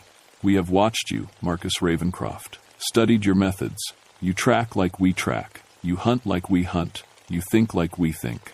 I'm nothing like you. You killed men in Vietnam. You enjoyed it. That hit too close to home. In the jungle, tracking Viet Cong, there had been moments when the hunt became everything. When the kill was almost satisfying. That was war, I said. This is war. Your kind encroaches on our territory. Your kind breeds like rabbits and consumes like locusts. Your kind must be managed. By killing innocent people, by killing the strong first. The leaders, the protectors. Once you are gone, the rest will flee or die easily. It was right. I was the only one in Troutdale with military training, the only one who might organize an effective defense. 1-on-1, the creature said. You and me. If you win, we leave these mountains for 1 year. If I win, we claim this territory completely. And if I refuse, we take this territory anyway, but everyone dies. Slowly, slowly. I looked back at the church, where 30-some people were counting on me to keep them alive. Where? The mine, where we first marked our territory, dawn. Why wait until dawn? For the first time, it showed those terrible teeth in what might have been a smile. Because the hunt is always better when the prey has time to think about it. They melted back into the shadows between the buildings, leaving me alone in the snow. When I got back to the church, Dale was waiting. Well, dawn. One-on-one fight at the mine. Marcus, you can't. It's the only chance anyone has. If I don't show up, they'll kill everyone in town. Then we run, pack everyone into trucks and get out of here. Where? These things can run 60 miles an hour through dense forest. You think trucks on icy mountain roads can outrun them? Dale knew I was right. We were trapped. There's one other option, I said, but it's dangerous. What? The mine shaft is their den, but it's also a confined space. If I can get the leader down there, away from the others, I might be able to collapse the tunnel. That would kill you too. Maybe, but it's better odds than anyone else has. I spent the hours until dawn preparing. Cleaning my weapons, even though I knew they wouldn't be much use. Checking my gear, writing letters I hoped someone would find. But mostly, I thought about Vietnam. About tracking through jungle where every shadow might hide someone who wanted to kill you. About learning to think like a predator, to become one when necessary. Maybe the creature was right. Maybe I was more like them than I wanted to admit. When dawn came, I walked up the mountain road toward the mine, knowing I probably wouldn't walk back down. The mine shaft entrance looked different in the morning light. Less like an abandoned hole in the mountain and more like the mouth of something hungry. The creature was waiting for me. In daylight, it was even more impressive. 8.5 feet of muscle and bone, covered in fur so dark it seemed to absorb sunlight. Its eyes were yellow-green, with an intelligence that was completely unnatural. You came, it said. I gave my word. Yes, warriors understand honor. It had chosen the location carefully. The area around the mine entrance was clear of trees, giving it room to maneuver. But it also put the mine shaft entrance directly behind it. If I could somehow drive it backward, your weapons will not help you, it said, noticing my rifle and pistol. Our kind has survived human weapons for centuries. Then why the formal challenge? Why not just kill me? Because you are not prey. You are competition. Competition must be defeated properly, or it returns stronger. The creature began to circle, and I found myself moving to match its movements. Like two gunfighters in an old western, looking for the right moment. Tell me about your pack, I said, hoping to distract it. My children, raised to reclaim these mountains from your kind. How many? Enough. It lunged without warning, moving faster than anything that large should be able to move. I dove sideways, rolling in the snow, and came up firing. My bullets hit center mass, but they might as well have been mosquito bites. The creature paused, looked down at the holes in its chest, and laughed. Your turn, it said. The backhand caught me across the chest and sent me flying 10 feet through the air. I hit the ground hard, feeling ribs crack, but I was alive. It was playing with me. I scrambled backward toward the mine entrance, and it followed, taking its time. In Vietnam? How many men did you kill? Why does it matter? Because killing changes you, makes you understand what you truly are. It was right. In the jungle, I had discovered something dark about myself. A part that enjoyed the hunt, the stalking, the moment of victory over an enemy. I killed them to protect my men, I said. You killed them because you are a predator, like us. Another swipe of its claws, and this time I wasn't fast enough. 3 parallel cuts opened across my back, deep enough to show bone. I was losing blood, losing strength, but I was also getting closer to the mine entrance. Join us, it said. Your kind is weak, but you have potential. My kind doesn't kill innocents. Your kind destroys everything it touches. We kill cleanly, for survival. You kill slowly, for profit. I couldn't argue with that. Humans had done more damage to these mountains than any predator ever could. But that didn't make this thing right. The creature grabbed me by the throat and lifted me off the ground. Its claws began to tighten, cutting off my air supply. Any last words? Marcus Ravencroft? With the last of my strength, I pulled the pins on both grenades I'd taken from my emergency kit. Yeah. Fire in the hole. The creature's eyes widened as it saw the grenades. It threw me away from itself, turning to run, but it was too late. The explosion was tremendous in the confined space of the mine entrance. The creature screamed, a sound like a steam engine mixed with a dying animal, as the blast threw it backward into the mine shaft. Rock and debris rained down as the shaft began to collapse. I crawled away from the entrance as fast as my injuries would allow, feeling the mountain shake as tons of stone sealed the mine forever. When the dust settled, I was alone, but I could hear howling in the distance. The pack, mourning their leader, or maybe calling for revenge. I made it back to Troutdale just as Dale and a rescue team were heading up the mountain to look for me. Jesus, Marcus, what happened? Cave-in at the mine, I said. Natural gas explosion, maybe. The whole thing came down. It was the story we agreed on. The official report blamed the missing people on a late-season avalanche that also caused the mine collapse. Case closed. But I know the truth. I killed their leader, but the pack is still out there. Every winter, when the snow gets deep and the temperatures drop below zero, I hear them howling in the high country. They're waiting. And sometimes, on the coldest nights, I find myself standing at my window, looking up toward Mount Rogers, and wondering what it would be like to run with them through the dark forest. Because the creature was right about one thing. Killing does change you, and maybe I'm more like them than I want to admit.